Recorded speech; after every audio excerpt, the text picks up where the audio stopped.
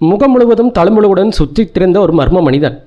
போலி பெயரில் சுற்றித் திரிந்த வாழ்க்கை, மிரட்டி பணம் பறிக்கும் இருண்ட தொழில். அதன் முடிவில் ஒரு ஹோட்டலின் அறையில் மரணம். ஆனால் அவனை கொன்றது யார்? பழைய காதலா, பழிவாங்கும் கோபமா, அல்லது இன்னும் யாருக்கும் தெரியாத ஒரு பயங்கர உண்மையா? ஒவ்வொரு சாட்சியும் ஒரு புதிய புதிரை திறக்கிறது. ஆனால் உண்மை எல்லோருடைய கண்முன்னாடியே மறைந்திருந்தது. இறுதியில் கொலையாளியை நமது பிரபல டிடெக்டிவ் ஆதித்தன் எப்படி கண்டுபிடித்தார்? இறுதி வரை உங்களால் யூகிக்க முடியாத இந்த துப்பறியும் பயணம் இப்போது ஆரம்பமாகிறது. 9:45 PM. அத்தியாயம் 1. நிர்மலா ஹோட்டலின் மேனேஜரான நடராஜன் தன் ஆழ்ந்த உறக்கத்திலிருந்து திடீரென விழித்து பார்த்தபோது கடிகாரத்தில் நேரம் காலை 6:30 ஆகியிருந்தது. அவர் பதட்டத்துடன் படுக்கையிலிருந்து சட்டென்று எழுந்து உட்கார்ந்தார். அட, இன்னைக்கு ரொம்ப நேரம் ஆயிடுச்சு என்று முணுமுணுத்தபடி, குணசேகர் என்று குரல் கொடுத்தார். அடுத்த கணமே சீருடையும் பேட்ஜும் அணிந்த முதன்மை பணியாளரான குணசேகர் அங்கே வந்து நின்றான். அவன் மிகவும் சுறுசுறுப்பானவன், திறமைசாலி, ஹோட்டலின் ஒவ்வொரு சின்னஞ்சிறிய விஷயத்தையும் விரல் நுனியில் வைத்திருப்பவன். நடராஜன் அவனிடம், காலையில் எல்லாத்துக்கும் டீ கொடுத்தாச்சா என்று கேட்டார். குணசேகர் பணிவுடன், ஆமாங்க சார், எல்லாத்துக்கும் டீ காஃபி எல்லாம் கொடுத்துட்டோம். ஆனால் அந்த 2ஆம் நம்பர் ரூமில் இருக்கிறவர் மட்டும் எந்த பதிலும் இல்லை, கதவு தட்டியும் சத்தமே வரல என்றான். நடராஜன் சற்று யோசித்து, 2ஆம் நம்பர் ரூமில், அந்த ராஜசேகர்னா, சரி, இன்னொரு 15 நிமிஷம் கழித்து மறுபடியும் போய் பாருங்கள். ஆமாம், சந்தைக்கு யார் போயிருக்காங்க என்று கேட்டார். நம்ம கணக்கு பிள்ளையும் வாட்ச்மேனும் சந்தைக்கு போயிருக்காங்க சார். சரி, எனக்கு ஒரு கப்பு டீ எடுத்துகிட்டு வாங்க என்று சொல்லி விட்டு எழுந்த நடராஜன் அறையோடு இணைந்திருந்த குளியர் அறைக்குள் சென்றார். சென்னை அடையாறு எல்பி ரோடு சந்திப்பிலிருந்து சற்று தள்ளி தார்ச்சாலையின் ஓரத்தில் அமைந்திருந்தது அந்த நிர்மலா ஹோட்டல். அது ஒரு நடுத்தர அளவிலான ஹோட்டல் என்றாலும் அதன் தோற்றமும் நிர்வாகமும் சற்று நவீன பாணியில் இருக்கும். இங்கு வேலை செய்யும் பணியாளர்கள் கோட் சூட் அணிந்திருப்பார்கள். பிரதான வாசலில் எப்பொழுதும் கம்பீரமான சீருடை அணிந்த செக்யூரிட்டி நின்று வருபவர்களை இன்முகத்துடன் வரவேற்பார். அந்த பழங்காலத்து இருமாடி கட்டிடத்தின் ஒவ்வொரு தளத்திலும் தலா 8 அறைகள் இருந்தன. கீழ்த்தளத்தில் மேனேஜரின் தங்குமிடம், அலுவலகம் இருந்தன. அதை தவிர மேஜை, நாற்காலிகள் போடப்பட்டு நேர்த்தியான உணவுக்கூடம், சமையலறை, பணியாளர்கள் அறை என்று சேமிப்பு கிடங்கு ஆகியவை இருந்தன. இந்த ஹோட்டலில் வாடிக்கையாளரின் விருப்பத்திற்கேற்ப பாரம்பரிய உணவுகளும் மேற்கத்திய உணவுகளும் தரமாக வழங்கப்படும். இங்கு தங்குவதற்கு கட்டணம் கொஞ்சம் பெரிய சொகுசு ஹோட்டல்களை விட குறைவுதான் என்றாலும் சாதாரண விடுதிகளை விட கொஞ்சம் அதிகம். சிறிய ஹோட்டல் என்பதால் எப்பொழுதும் அறைகள் நிரம்பியே இருக்கும். பெரும்பாலும் உயர் நடுத்தர வர்க்கத்தை சேர்ந்தவர்களே அங்கே வந்து தங்குவது வழக்கம். அரை மணி நேரத்துக்கு பிறகு நடராஜன் குளியலறைந்து உடை மாற்றி வெளியே வந்தார். நல்ல உயரமான தோட்டம் கொன்ற அவருக்கு கோட் சூட் அணிந்திருப்பது மிகவும் எடுப்பாக இருந்தது. சுமார் 45 வயதான அவருடைய கண்களில் உலக அனுபவமும் முதிர்ச்சியும் அப்பண்டமாக தெரிந்தது. மேஜையின் மீது குணசேகர் காலை உணவையும் டீயையும் வைத்து விட்டு சென்றிருந்தான். நடராஜன் சாப்பிட அமர்ந்தார். டோஸ்ட் செய்த ரொட்டி, வெண்ணெய் மற்றும் 2 அவித்த முட்டைகள். சாப்பிடும்போது அவர் பேசுவதில்லை. அடுத்த 5வது நிமிடத்தில் உணவை முடித்துவிட்டு கைகளை துடைத்தபடியே, ராஜசேகரனை பற்றி இன்றைக்கி ஏதாவது தகவல் உண்டா என்று கேட்டார். குணசேகர், இல்லைங்க சார், இந்த தடவையும் கதவை தட்டும்போது உள்ளிருந்து எந்த சத்தமும் வரல. நடராஜன் புருவங்கள் சுருங்கின. அவர் உடனடியாக தனது அலுவலக அறைக்கு சென்றார். மேஜை டிராயர்லேருந்து சாவி கொத்தை எடுத்து தன் பாக்கெட்டில் போட்டு கொண்டவர், வா போய் என்னன்னு பார்க்கலாம் என்றார். மாசி மாதம் என்றாலும் காலை 7 மணிக்கே வெயில் சுளீரென உரைக்கத் தொடங்கியிருந்தது. சமையலறையிலும் உணவு கூடத்திலும் பணியாளர்கள் பரபரப்பாக வேலை செய்து கொண்டிருந்தார்கள். காலை உணவிற்காக வந்திருந்த வாடிக்கையாளர்களுக்கு பரிமாறும் சத்தம் கேட்டுக்கொண்டிருந்தது. படிக்கட்டுகளில் ஏறிக்கொண்டே நடராஜன் தனக்கு பின்னால் வந்து கொண்டிருந்த குணசேகரிடம், நேற்று ராத்திரி அவர் அந்த ரூமில் தான் இருந்தாரா என்று கேட்டார். குணசேகர், ஆமாம் சார், அவர் ரூமில் தான் இருந்தார். நைட் 9 மணிக்கு நானே என் கையால் அவர் கொண்டு போய் டின்னர் கொடுத்துட்டு வந்தேன் என்றான். ராத்திரி மெயின் கேட் எப்போ போட்டுனீங்க? நீங்கள் ராத்திரி 11 மணிக்கு வெளியே போயிட்டு திரும்பினீங்களவா? அப்போ நீங்கள் வந்ததுக்கப்புறம் நானே மெயின் கேட்டை போட்டினேன். மேல் தளத்தில் ஒரே வரிசையில் 8 அறைகள் இருந்தன. அதற்கு முன்னால் ஒரு நீண்ட திறந்த வெளி பால்கனி இருந்தது. படிக்கட்டு முடியும் இடத்திலிருந்தே அறைகளின் எண்கள் தொடங்கின. எல்லா அறைகளின் கதவுகளும் சாத்தப்பட்டிருந்தன. நடராஜன் 2ஆம் அறையின் முன்னால் போய் நின்று கதவை சற்றே பலமாக தட்டினார். உள்ளிருந்து எந்த பதிலும் வரவில்லை. நடராஜன் குரலை உயர்த்தி, ராஜசேகரன், ராஜசேகரன் என்று அழைத்தார். அப்பொழுதும் எந்த பதிலும் வரவில்லை. நடராஜன் இன்னும் சத்தமாக, ராஜசேகரன், ராஜசேகரன் என்று கூப்பிட்டார். அப்படியும் உள்ளிருந்து எந்த சத்தமும் வரவில்லை. நடராஜன் உடனே கதவின் கைப்பிடியை திருப்பி பார்த்தாள். ஆனால் கைப்பிடி அசையவில்லை. கதவு உள்ளே தாழ்பால் போடப்பட்டிருந்தது. சாவி போடாமல் வெளியிலிருந்து அதை திறக்க முடியாது. நடராஜன் தன் பாக்கெட்டிலிருந்து சாவி கொத்தை வெளியில் எடுத்தார். இந்த நேரத்தில் 2ஆம் எண் அறையின் இருபுறமும் இருந்த கதவுகள் திறந்து 2 தலைகள் வெளியே எட்டி பார்த்தன. 1ஆம் எண் அறையிலிருந்து எட்டி பார்த்தவர் ஒரு வயதான பெண்மணி. அவர், என்னாச்சு என்று விசாரித்தார். மூன்றாம் எண் அறையிலிருந்து தலையை நீட்டிய நடுத்தய வயதுக்காரர், மேனேஜர் சார், எனக்கு உடம்பு முழுக்க ஒரே காய்ச்சலாக இருக்குது, சீக்கிரம் ஒரு டாக்டரை கூப்பிட்டு அனுப்புங்களேன் என்றார். அந்த பெண்மணி சற்றே முன்னால் வந்து, நான் டாக்டர் தான் என்றார். அவர் நடராஜனை கடந்து மூன்றாம் எண் அறையின் முன்னால் வந்தார். மூன்றாம் எண் அறையில் தங்கியிருந்த சண்முகம் தூக்க கலக்கத்தோடும் அகல விரிந்த கண்களுடனும் ஒருமுறை பெண் டாக்டரை பார்த்தார். பிறகு கதவை விட்டு சற்றே விலகி ஒதுங்கி நின்று, உள்ளே வாங்க என்றார். நடராஜன் சாவி கொத்திலிருந்து சரியான சாவியை தேர்ந்தெடுத்து கதவை திறந்தார். கதவை திறந்து லேசாக உள்ளே எட்டி பார்த்தார். சில நொடிகள் அப்படியே உறைந்து போய் நின்றவர் சட்டென்று கதவை இழுத்து மூடினார். பால்கனியில் அப்பொழுது வேறு யாரும் இல்லை. நடராஜன் அங்கும் இங்கும் பார்த்துவிட்டு மிக தாழ்ந்த குரலில் குணசேகரிடம், குணசேகர், நீ இங்கே இரு, இங்கேயும் போயிடாத, நான் இதோ இப்போ வந்துடுறேன் என்றார். பதட்டத்தில் அவரது குரல் ஒருவித நடுக்கத்தோடு வெளிவந்தன. அவர் அடியொற்றி பாவித்து பூனை நடை நடந்து கடகடவென கீழே இறங்கிச் சென்றார். மூன்றாம் எண் அறையில் டாக்டர் சுமதி ராமச்சந்திரன் நோயாளி சண்முகத்தை கட்டிலில் படுக்க வைத்து அவர் உடல் வெப்பத்தை பரிசோதித்தார். நாடி துடிப்பை பார்த்து நாக்கையும் சோதித்தார். பிறகு, பயப்படுறதுக்கு ஒன்றும் இல்லை, லேசான ஜலதோஷம் தான் பிடிச்சிருக்கு, 2 ஆஸ்பத்திரம் சாப்பிடுங்க, படுத்துக்கங்க, சரியாயிடும் என்றார். சண்முகம் கேட்டார், காய்ச்சல் எவ்வளோ இருக்குது? 100 டிகிரி இருக்குது, உடம்பெல்லாம் ரொம்ப வலிக்குது. அதெல்லாம் ஒன்றும் இல்லை, பனிக்காலத்தில் அதிகாலையில் குளிர்ந்த காற்று பட்டால் இப்படித்தான் ஆகும். நான் ஆஸ்பிரின் மாத்திரையை கொடுத்து அனுப்புகிறேன். உங்கள் ஃபீஸ் எவ்வளோ டாக்டர்? அதெல்லாம் ஒன்றும் வேண்டாம். மூன்றாம் எண் அறையிலிருந்து வெளியே வந்த சுமதி ராமச்சந்திரன் குணசேகர் 2ஆம் எண் அறை முன்னால் பதற்றத்தோடு நிற்பதை பார்த்தார். கேட்டார், இந்த அறையில் என்ன நடந்தது? குணசேகரன் வெறும் தலையை மட்டும் மாட்டினான். சுமதி ராமச்சந்திரன் மேற்கொண்டு எந்த கேள்வியும் கேட்காமல் தன் அறைக்குள் சென்றார். கீழே நடராஜன் தன் அலுவலக அறையிலிருந்து போலீஸுக்கு ஃபோன் செய்து கொண்டிருந்தார். சீக்கிரம் வாங்க, இங்கே ஒரு கொலை நடந்திருக்கு. அன்று இரவு இன்ஸ்பெக்டர் ராகவன் வீட்டில் நம் கதையின் நாயகனான பிரபல டிடெக்டிவ் ஆதித்யனுக்கு ஒரு தடபுடலான விருந்து நடந்து கொண்டிருந்தது. ராகவன் தென் சென்னையின் ஒரு முக்கிய காவல் நிலையத்தின் இன்ஸ்பெக்டர். ஆதித்யன் அடையாறில் நிலம் வாங்கி வீடு கட்டத் தொடங்கிய போதுதான் அவரோடு பழக்கம் ஏற்பட்டது. அந்த பழக்கம் நாளடைவில் நெருங்கிய நட்பாக மாறியது. ராகவன் போலீஸ் அதிகாரியாக இருந்தாலும் மிகவும் கலகலப்பானவர், அன்பானவர். வயதில் ஆதித்யனை விட சற்று சிறியவர் என்பதால் அந்த நட்பில் ஒரு மரியாதையும் கலந்திருந்தது. ஆதித்யனுடன் அவரது நண்பனும் உதவியாளருமான அருணும் அந்த விருந்திற்கு வந்திருந்தான். கதைகளும் அரட்டைகளும் தொடர்ந்தன. நேரம் நள்ளிரவை தாண்டியது. இரவு மிகவும் தாமதமாகிவிட்டதும் அருண் வீட்டிற்கு புறப்பட தயாராகவும் பார்த்த ராகவன், ஆதித்யன், நீங்கள் 2 பேரும் இன்றைக்கி நைட்டு இங்கேயே தங்கிடுங்களேன், நாளைக்கு காலையில் அப்படியே நேரம் உங்கள் வீட்டு வேலைகளையும் பார்த்துட்டு போகலாமே என்றார். ஆதித்யன் அதற்கு நல்ல யோசனை தான் அருண், நீ இன்னைக்கு வீட்டுக்கு புறப்படு, நான் நாளைக்கு காலையில் வேலை முடிச்சுட்டு திரும்புகிறேன் என்றான். அருண் அங்கிருந்து கிளம்பினான். ஒரு மாநகரத்தின் இந்த முனையிலிருந்து அந்த முனைக்கு செல்வது என்பது ஒரு மாகாணத்தை விட்டு மறு மாகாணத்துக்கு செல்வது போன்ற நீண்ட பயணம்தான். மறுநாள் காலை விழிந்ததும் ஆதித்யன் தன் காலை உணவையும் டீயையும் முடித்துவிட்டு புறப்பட தயாரானான். அந்த சமயத்தில் வீட்டின் டெலிஃபோன் கணீரென ஒலித்தது. இன்ஸ்பெக்டர் ராகவன் ஃபோனை எடுத்து சிறிது நேரம் அமைதியாக ஏதோ விவரங்களை கேட்டுக்கொண்டார். ஓரிரு வார்த்தைகள் மட்டும் பேசினார். ஃபோனை வைத்தார். பிறகு ஆதித்யை நோக்கி, போலீஸ் ஸ்டேஷனில் தான் கூப்பிட்றாங்க, எங்கள் பவுண்ட்ரிக்குள்ளே ஏதோ ஒரு ஹோட்டலில் கொலை நடந்திருக்கு, ஏதோ விசித்திரமான மர்மமான வழக்கு போல் தெரியுது, நீ எங்களோட வர்றையா என்று கேட்டார். ஆதித்யன், மர்மமான கொலை வழக்கா? கண்டிப்பாக வர்றேன் என்றான்.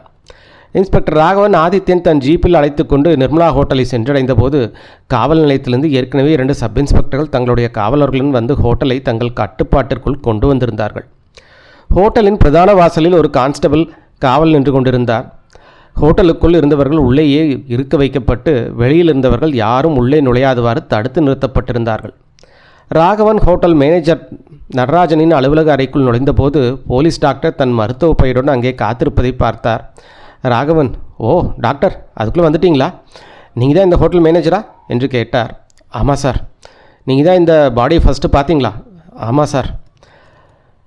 இன்ஸ்பெக்டர் ராகவனும் ஆதித்யனும் அருகருகே இருந்த நாற்காலியில் அமர்ந்தனர். ராகவன், சரி, இன்னைக்கு காலையில் என்ன நடந்தது, சுருக்கமாக சொல்லுங்க என்றார். அன்று அதிகாலை முதல் நடந்த சம்பவங்கள் அனைத்தையும் நடராஜன் ஒவ்வொன்றாக விவரித்தார். அதை கேட்டுக்கொண்டே ராகவன் ஆதித்யனை பார்க்க ஆதித்யன் லேசாக தலையசைத்தான். ராகவன் உடனே எழுந்து நின்று, நீங்கள் சரியான வேலையை தான் செஞ்சுருக்கீங்க. சரி டாக்டர், வாங்க முதல்ல அந்த பாடி பார்ப்போம் என்றார். நடராஜன் மெதுவாக படிக்கட்டுகள் ஏறி மேல் தளத்திற்கு சென்றார். அவருக்கு பின்னால் ராகவன், ஆதித்யன் மற்றும் டாக்டர் தொடர்ந்தனர். மேல் தளத்தில் 2ஆம் எண் அறையின் வாசலில் குணசேகருக்கு பதிலாக இப்பொழுது ஒரு கான்ஸ்டபிள் காவல் நின்று கொண்டிருந்தார். நடராஜன் தன்னிடமிருந்த சாவியை கொண்டு கதவை திறந்தார்.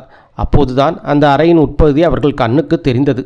சரியாக கதவுக்கு எதிரே தரைத்தளத்தில் ஒரு மனிதனின் சடலம் வலது பக்கமாக சாய்ந்து கிடந்தது. அவனது உடம்பில் ஒரு லுங்கியும் பனியனும் மட்டுமே இருந்தன. அவனது முகத்தை பார்த்த மாத்திரத்தில் யாருக்கும் ஒரு கணம் நெஞ்சு திடுக்கிடும். யாரோ ஒரு கூர்மையான கத்தியால் அவனது முகத்தை அங்குமிங்குமாக கீறி துண்டு துண்டாக வெட்டி பிறகு எந்த ஒரு அக்கறையும் இல்லாமல் தையல் போட்டு தைத்து ஒட்ட வைத்ததைப் போல இருந்தது. அந்த தழும்புகள் புதியவை அல்ல, பல வருடங்களுக்கு முன்பைய பழைய தழும்புகள். காய்ந்து போன அந்த தழும்புகளின் கோடுகள் அவனது முகத்தை விகாரமாக காட்டியது. ஆனால் அவனது மரணத்திற்கான காரணம் முற்றிலும் வேறாக இருந்தது. அவனது பனியனின் நெஞ்சுப்பகுதியில் ரத்தம் உறைந்து போய் காணப்பட்டது. அடுத்த அத்தியாயம் கேட்பதற்கு முன்பு நண்பர்களே, இந்த மாதிரி ஒரு மணி நேர தமிழ் ஆடியோ புக் வீடியோவை உருவாக்க எனக்கு குறைந்தது 4 நாட்கள் ஆகும். கதையை தேர்வு செய்து வாசிப்பது, ஒலியை சுத்தம் செய்வது, தேவையான எல்லா படங்களையும் உருவாக்கி அனிமேஷனாக மாற்றுவது, முழு video editing, thumbnail, title, description, tags இவை அனைத்தையும் நான் ஒரே ஒரு நபராக செய்து வருகிறேன்.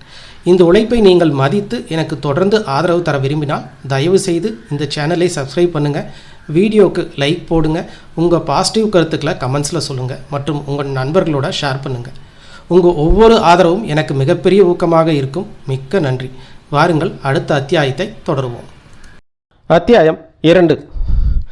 கதவின் அருகே இருந்தபடியே சடலத்தை சற்று நேரம் உற்று பார்த்த ராகவன், டாக்டர், முதல்ல நீங்கள் உடம்பை பரிசோதிங்க, உங்கள் வேலை முடிஞ்சதுக்கப்புறம் நாங்கள் ரூமுக்குள்ளே வரோம் என்றார். டாக்டர் அறைக்குள் நுழைந்தார். மற்ற மூவரும் வாசலில் நின்றபடியே சடலத்தையே கண்ணமைக்காமல் பார்த்து கொண்டிருந்தனர். ஆதித்யன் ஒருமுறை மேனேஜர் நடராஜனின் முகத்தை திருட்டுத்தனமாக பார்த்தான். ஆனால் அங்கே பயத்தை தவிர வேறு எந்த உணர்ச்சியும் அவனுக்கு தென்படவில்லை. இங்கே என்னதான் நடக்குது? சீக்கிரம் சொல்லுங்கள், நான் உடனே கிளம்பணுமில்ல. ஆனால் இந்த போலீஸ் என்னை வெளியே விடாமல் தடுக்குது, இதுக்கு என்ன அர்த்தம்? ஒரு பெண்ணின் ஆக்ரோஷமான குரல் கேட்டு மூவரும் சற்றென்று திரும்பி பார்த்தார்கள். ஒரு பெண் கோபத்துடன் இருப்பதைக் கண்ட ராகவன், நீங்கள் யார் என்று கேட்டார். நடராஜன் அவளை அறிமுகப்படுத்தினார். இவங்க 1ஆம் நம்பர் அறையில் தங்கியிருக்கிற டாக்டர் சுமதி ராமச்சந்திரன். ராகவன் சற்று பணிவான குரலில், பாருங்கம்மா, இந்த அறையில் நேற்று ஒருத்தர் கொலை பண்ணப்பட்டிருக்காங்க. இந்த ஹோட்டல் தங்கியிருக்கிற அத்தனை பேர்த்தையும் நாங்கள் விசாரணை செய்யணும். விசாரணை முடிக்கிற வரைக்கும் யாரையும் வெளியே அனுப்ப முடியாது. ஆனால் நீங்கள் கவலைப்படாதீங்க, எல்லாத்த விட முதல்ல உங்ககிட்ட விசாரித்து அனுப்பிச்சிட்றேன் என்றார். அந்த பெண்மணியின் முகபாவனை சற்றென்று மாறியது. அவர் அதிர்ச்சியோடு, கொலையா? ஏன் பக்கத்து ரூம்லையா கொலை நடந்திருக்கு? எப்போ? யார் கொலை பண்ணது என்று கேட்டார். இன்ஸ்பெக்டர் ராகவன் தலையை அசைத்து, அது இன்னும் தெரியல, நீங்கள் உங்கள் ரூமில் போய் உட்காருங்க, நாங்கள் கொஞ்சம் நேரத்தில் வரணும் என்றார். அதற்குள் 2 சப் இன்ஸ்பெக்டர்கள் அங்கே வந்து சேர்ந்தனர். ராகவன் அவர்களிடம், உங்களில் ஒருத்தர் கீழ்த்தளத்தையும் இன்னொருத்தர் மேல் தளத்தில் தங்கியிருக்கிற வாடிக்கையாளர்களை கவனிங்க, எல்லாத்தோட பேர், அட்ரஸ்ஸு போன எல்லா டீட்டெயிலும் எழுதி வாங்கிக்கோங்க. நேற்று நைட்டு யாரெல்லாம் இருந்தாங்கங்கிற தகவலையும் சேகரிங்க. 1ஆம் நம்பர் மற்றும் 3ஆம் நம்பர் ரூமுக்கு மட்டும் நீங்கள் போக வேண்டாம், அவங்கள நான் விசாரிச்சுக்கிறேன் என்றார். அந்த 2 சப் இன்ஸ்பெக்டர்களும் அங்கிருந்து புறப்பட்டனர். 5 நிமிடங்களுக்கு பிறகு போலீஸ் டாக்டர் அறையிலிருந்து வெளியே வந்தார். அவர், இப்போ பாடி இங்கே எங்கிருந்து எடுத்துகிட்டு போகலாம் என்றார். ராகவன், என்ன பார்த்தீங்க டாக்டர் என்று கேட்டார்.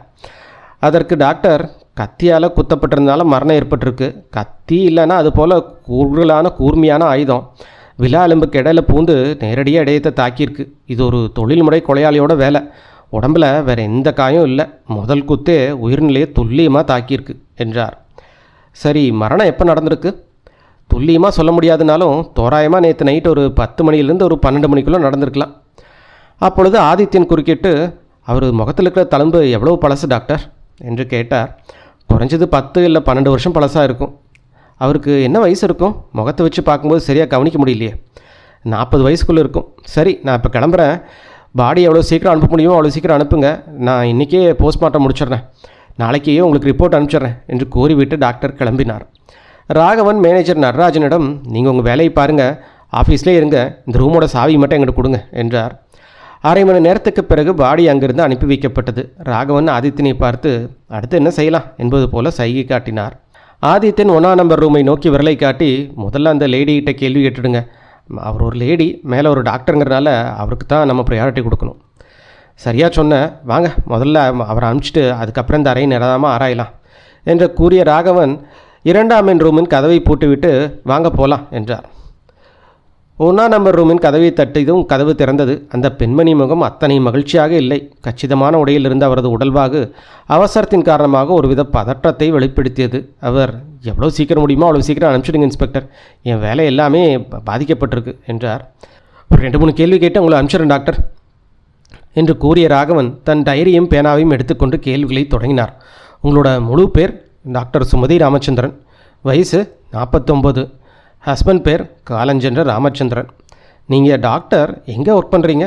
திருச்சியில். சென்னைக்கு ஏன் வந்திருக்கிறீங்க? நான் ஒரு மகப்பேறு மருத்துவர், கைனகாலஜிஸ்ட். சென்னையில் இருக்கிற ஒரு பிரபல தொண்டு நிறுவன மருத்துவமனையோடு எங்களுக்கு தொடர்பு இருக்குது. அதனால் அவ்வப்போது இங்கே வருவதுண்டு. சென்னையில் உங்களுக்கு ரிலேஷன் யாராவது இருக்காங்களா? எனக்குன்னு யாருமே இல்லை. பிள்ளைங்க? இல்லை, ஒரு மக இருந்தால் அவள் இறந்து பல வருடங்கள் ஆயிடுச்சு. சுமதியின் முகம் ஒரு கணம் இறுகி போனது. ஆனால் அடுத்த கணமே அவர் இயல்பு நிலைக்கு திரும்பினார். அந்த பெண்ணின் முகம் அத்தனை அழகானதாக இல்லை, அது கோபத்தில் இன்னும் விகாரமாக காட்சியளித்தது. சென்னைக்கு வரும்போதெல்லாம் இந்த ஹோட்டலில் தான் தங்குவீங்களா? ஆமாம், இங்கே தான் தங்குறது எனக்கு வசதியாக இருக்கும். இந்த தடவை எப்போ வந்தீங்க? முந்தா நேற்று வந்தேன். நேற்று நைட்டு உங்கள் பக்கத்து ரூமில் ராஜசேகரன் அப்படிங்கிற ஒரு நபர் கொலை பண்ணியிருக்காங்க. அவர் உங்களுக்கு தெரியுமா? இல்லையே, அந்த பேரை நான் கேள்விப்பட்டது கூட இல்லை. இதுக்கு முன்னாடி அவரை பார்த்தது கூட இல்லையா? பக்கத்து ரூமில் அப்படிங்கிறனால கேட்குறேன். இல்லை, அப்படிப்பட்ட ஒரு விகாரமான முகத்தை பார்த்துருந்தா எனக்கு கண்டிப்பாக ஞாபகம் இருக்குமே. நேற்று நைட்டு 8 மணிக்கு மேலே நீங்கள் எங்கே இருந்தீங்க டாக்டர்? 8 மணி வாக்கில் தான் நான் ஹாஸ்பிட்டலேருந்து திரும்பினேன். ரூமுக்கு வந்து முகம் கழுவி ட்ரெஸ்ஸை மாற்றிட்டு நேராக கீழே இருக்கிற டைனிங் ஹாலுக்கு சாப்பிட போயிட்டேன். 9 மணிக்கு முன்னாடியே ரூமுக்கு வந்துட்டேன். அதுக்கப்புறம் இந்த ரூமை விட்டு நான் எங்கேயும் வெளியே போகல. ராத்திரி ஏதாவது சத்தம் கேட்டுதா, இல்லை ஏதாவது விசித்திரம் ஏதாவது ஃபீல் பண்ணிங்களா? நான் ஒரு 9:15 மணிக்கே படுத்துட்டேன். ஆனால் என் தூக்கம் அடிக்கடி கலைஞ்சிக்கிட்டே இருந்தது. பக்கத்து ரூமில் ஏதோ சத்தம் கேட்டுக்கிட்டே இருந்தனால என் தூக்கம் கெட்டு போச்சு. பக்கத்து ரூம்லேருந்து சத்தம் கேட்டுதா? பக்கத்து ரூம்லேருந்து சத்தம் வரல, என்னன்னு தெளிவாகவும் கேட்கல. ஆனால் அந்த ரூமோட கதவு மட்டும் அடிக்கடி திறக்கிறதும் மூடுறதுமா இருந்தது. அப்போ மணி என்ன இருக்கும்? நான் கடிகாரத்தை பார்க்கல. ஏறக்குறைய ஒரு 9:30 மணி இல்லை 10 மணி இருக்கலாம். நீங்கள் ஏதாவது பண்ணீங்களா? நான் என்னங்க செய்ய முடியும்? ஹோட்டலுக்கு எத்தனையோ விதமான ஆட்கள் வர்றாங்க. அவங்க மற்றவங்களோட வசதி அசோகங்களை பற்றியெல்லாம் யோசிக்கிறது இல்லையே. இன்றைக்கி காலையில் இந்த விஷயம் உங்களுக்கு எப்படி தெரிஞ்சுது? கொலை நடந்த விவரமே நீங்கள் சொல்லித்தான் எனக்கு தெரியும். அதிகாலையிலேயே வேலைக்காரன் கொடுத்த டீயை குடிச்சிட்டு அதுக்கப்புறம் நான் கிளம்பி கீழே போய் மார்னிங் பிரேக்ஃபாஸ்ட்டை முடிச்சுட்டு வேலைக்கு கிளம்பலான்னு நினச்சேன். அந்த சமயத்தில் தான் பக்கத்து ரூம் கதவை தட்டுற சத்தமும் கூச்சலும் கேட்டுது. வெளியே வந்து பார்க்கும்போது மேனேஜர் நின்றுட்டு இருந்தார். என்னன்னு கேட்டதுக்கு அவர் எதுவுமே சொல்லலை. அதுக்கப்புறம் நான் 3ஆவது நம்பர் ரூமுக்கு போனேன். 3ஆம் நம்பர் ரூமுக்கு போனீங்களா? எதுக்கு? 3ஆம் நம்பர் ரூமில் இருந்தவருக்கு உடம்பு சரியில்லை. அவர் டாக்டர் தேடிட்டு இருந்தார். அதனால தான் அவரை பரிசோதிக்க போனேன். அவரை உங்களுக்கு முன்னாடியே தெரியுமா? பார்த்துருக்கேன், ஆனால் பெரிய அறிமுகமெல்லாம் எதுவும் இல்லை. அவர் பேர் கூட எனக்கு தெரியாது. அவர் உடம்புக்கு என்ன? அது ராத்திரி குளிர்காட்டை பார்த்து லேசாக காய்ச்சல் வந்திருக்கு, அவ்வளோதான். ராகவன் ஆதித்யனை பார்க்க ஆதித்யன் தன் தலையசைத்து இனிமேல் கேள்விகள் எதுவும் இல்லை என்று சைகை காட்டினான். ராகவன் சுமதி ராமச்சந்திரனிடம், இப்போதைக்கு வேறு கேள்விகள் இல்லை, நீங்கள் உங்கள் வேலைக்கு கிளம்பலாம். ஆனால் எங்கள் பர்மிஷன் இல்லாமல் நீங்கள் சென்னை விட்டு வெளியேறக்கூடாது என்றார். சுமதியின் முகம் சற்று நிம்மதியடைந்தது. அவர் மறுவார்த்தை பேசாமல் தன் பையை எடுத்துக்கொண்டு கிளம்பினார். 2ஆம் எண் அறையின் கதவை திறந்து கொண்டே ராகவன், அந்த அம்மாவுக்கு கொஞ்சம் கோபம் அதிகம் போல், ஆனால் பயப்படலை. போலீஸ் நடைமுறை பற்றி ஓரளவுக்கு தெரியுது, டாக்டர் தானே. இருக்கட்டும், சரி வா, கொலையாளி இந்த ரூம்குள்ளே ஏதாவது தடயத்தை விட்டுட்டு போயிருக்கானான்னு பார்க்கலாம். கான்ஸ்டபிள், நீ கீழே போய் ஹெட் ஆஃபீஸ் ஃபோன் பண்ணி அந்த ஃபாரன்சிக் ஃபிங்கர் பிரிண்ட் எக்ஸ்பர்ட் உடனே அனுப்பிச்சு வைக்க சொல்லு என்றார். அந்த கான்ஸ்டபிள் சல்யூட் அடித்து அங்கிருந்து சென்றார். ராகவனும் ஆதித்யனும் அறைக்குள் நுழைந்து கதவை சாத்தி கொண்டனர். அந்த அறையின் அளவு சுமார் 10 அடிக்கு 12 அடி இருக்கும். உள்ளே ஒரு ஒற்றை நபர் இரும்பு கட்டில், சிறிய மேஜை மற்றும் நாற்காலி, சுவரில் மாட்டப்பட்டிருந்த ஒரு கண்ணாடியும் இருந்தன. அதன் பக்கத்தில் துணிகள் மாட்டி வைக்கும் ஒரு கொடி ஒன்றும், தலைக்கு மேலே ஒரு ஃபேனும் ஓடிக்கொண்டிருந்தது. இருவரும் அறையின் நடுவில் நின்று சுற்றிலும் தங்கள் பார்வையை செலுத்தினர். ராகவன், படுக்கை பார்த்தியா என்று கேட்டார். பார்த்தேன், படுக்கையும் அந்த துணிக்கொடியும் ரெண்டுமே கவனிக்கப்பட வேண்டியதுதான் என்றார் ஆதித்யன். படுக்கையை பார்க்கும் பொழுது நேற்றிரவு ராஜசேகரன் படுக்கையில் படுத்து தூங்கியிருப்பது தெளிவாக தெரிந்தது. படுக்கை விரிப்பு லேசாக கலைந்திருந்தது. தலையணையின் மீது தலையின் அழுத்தம் பதிந்திருந்தது. துணிக்கொடியில் ஒரு மடித்த வேட்டியும் ஜிப்பாவும் ஆடப்பட்டிருந்தன. ராகவன், ஆமாம், உனக்கு என்ன தோணுது என்றார். நேற்று நைட்டு ராஜசேகரன் தன்னோட வேட்டியும் ஜிப்பாவும் கழட்டி மாட்டிட்டு லுங்கியும் பனியும் அணிஞ்சிட்டு படுக்கையிலே படுத்து தூங்கியிருக்கான்னு தோணுது. அதுக்கப்புறம் ஏதோ ஒரு நேரத்தில் கதவை தட்டுற சத்தம் கேட்டிருக்கு. ராஜசேகரன் பெட்டிலேருந்து எந்திரிச்சு வந்து கதவை திறந்துருக்கான். கதவை திறந்த உடனே கொலையாளி வெளியிலிருந்து அவன் நெஞ்சில் கத்தியால் குத்திருக்கான். ராஜசேகரன் அப்படியே கீழே சரிஞ்சு விழுந்திருக்கான். அப்புறம் அவன் எந்திரிக்கவே இல்லை. கொலையாளி கதவை இழுத்து மூடிட்டு தப்பிச்சு போயிருக்கான். என் கணிப்பு தப்பு இல்லைன்னா கொலையாளி ரூமுக்குள்ளேயே நுழையலை. அதனால் கைரேகை நபர்கள் சோதித்தாலும் ராஜசேகரை தவிர வேறு யாரோட கைரேகை இந்த ரூமுக்குள்ளே கிடைக்க போகிறதில்ல. கதவோட கைப்பிடியில் கொலையாளின் கைரேகை இருந்திருக்கலாம். ஆனால் இப்போதைக்கு அதுவும் அழிஞ்சிருக்கும். ஏன்னா ஏகப்பட்ட பேர் அதுக்கப்புறம் அதை தொட்டுட்டாங்கல்ல. ராகவனும், நீ சொல்கிறது சரிதான், இருந்தாலும் ஒரு தடவை தேடி பார்க்குறது தப்பு இல்லையே, வா இந்த ரூமை ஃபுல்லாக பார்ப்போம் என்றார். ஆதித்யன், நீங்கள் தேடுங்க, நான் எதுவும் தொடல. தொட்டா கொலையாடையோ கைரேகை ஏதாவது இருந்தாலும் அழிஞ்சிடுமே என்றார். சரி சரி, நீ அங்கே நின்று கவனி. ராகவன் மிகவும் நேர்த்தியாக அறையை தேடத் தொடங்கினார். மேஜையின் ராயர், சட்டையின் பாக்கெட்டுகள், கட்டிலுக்கு கீழே என எல்லா இடங்களையும் அங்கலும் அங்கலமாக சோதித்தார். ஆனால் விசேஷமாக எதுவும் கிடைக்கவில்லை. கடைசியில் கட்டிலுக்கு அடியிலிருந்து ஒரு சூட்கேஸை மட்டும் வெளியே இழுத்தார். இறந்தவரிடம் இருந்த ஒரே சொத்து அது மட்டும்தான். அந்த சூட்கேஸில் சாவி மாட்டப்பட்டிருந்தது. ராகவன் அதன் மூடியை திறந்தார். உள்ளே 2 ஜோடி உடைகள் இருந்தன. அந்த துணிகளுக்கு கீழே ஒரு 1000 ரூபாய் நோட்டுக்கட்டும் சிறு புத்தக வடிவத்திலான ஒரு டைரியும் இருந்தன. அத்தியாயம் 3. அந்த டைரி பக்கத்தில் எடுத்து வைத்துவிட்டு ராகவன் முதலில் அந்த ரூபாய் நோட்டுக்கட்டுகளை எண்ணி பார்த்தார். சரியாக மொத்தம் 100 நோட்டுகள் இருந்தன. அதாவது 1,00,000 ரூபாய். அந்த பணத்தை தன் பாக்கெட்டில் வைத்துக்கொண்டு, இதை பார்த்தா கொலை செஞ்சவனுக்கு பணத்து மேலே ஆசை இருக்கிற மாதிரி தெரியல என்றபடியே அந்த டைரியை கையில் எடுத்தார். அந்த டைரியின் முதல் பக்கத்தில் ஒரு பெயர் எழுதப்பட்டிருந்தது, சுகந்தன் சோமசுந்தரம். ராகவன் ஆதித்யனை பார்க்க, ஆதித்யன் அப்படின்னா ராஜசேகரங்கிறது பேர் போலியானது. ஆனால் சுகந்தன் சோமசுந்தரம் இந்த பேரை எங்கேயோ கேள்விப்பட்டதா ஞாபகம். என் மண்டைக்குள்ள ஒரு மணி அடிக்குது. நீங்கள் இது வரைக்கும் இதை கேள்விப்பட்டதே இல்லையா என்றான். எனக்கு ஞாபகம் வரலையே என்றபடியே ராகவன் டைரியின் பக்கங்களை புரட்டத் தொடங்கினார். ஒவ்வொரு பக்கத்தின் மேலேயும் ஒரு ஊரின் பெயர் எழுதப்பட்டிருந்தது. உதாரணமாக மதுரை, திருச்சி, சென்னை. அந்த ஊர்களின் பெயர்களுக்கு கீழே சில ஆட்களின் பெயர்களும் முகவரிகளும் இருந்தன. அதோடு ஃபோன் எண்களும் குறிக்கப்பட்டிருந்தன. சென்னை என்று எழுதப்பட்டிருந்த பக்கத்தில் 4 பெயர்கள் இருந்தன. கிட்டத்தட்ட ஒவ்வொரு பெயரின் பக்கத்திலும் ஒரு குறிப்பிட்ட தொகை எழுதப்பட்டிருந்தது. உதாரணத்திற்கு மோகன்குமார் 117 அடி பாப்பாமணி தெரு, ஷியாம் சுந்தர் ரூபாய் 50,000. 30/11 குகன் காலனி, ஜெகநாதன் ரூபாய் 40,000. Number 56 Ramnagar main road, Karthika ரூபாய் 30,000. Number 17 Gandhi park.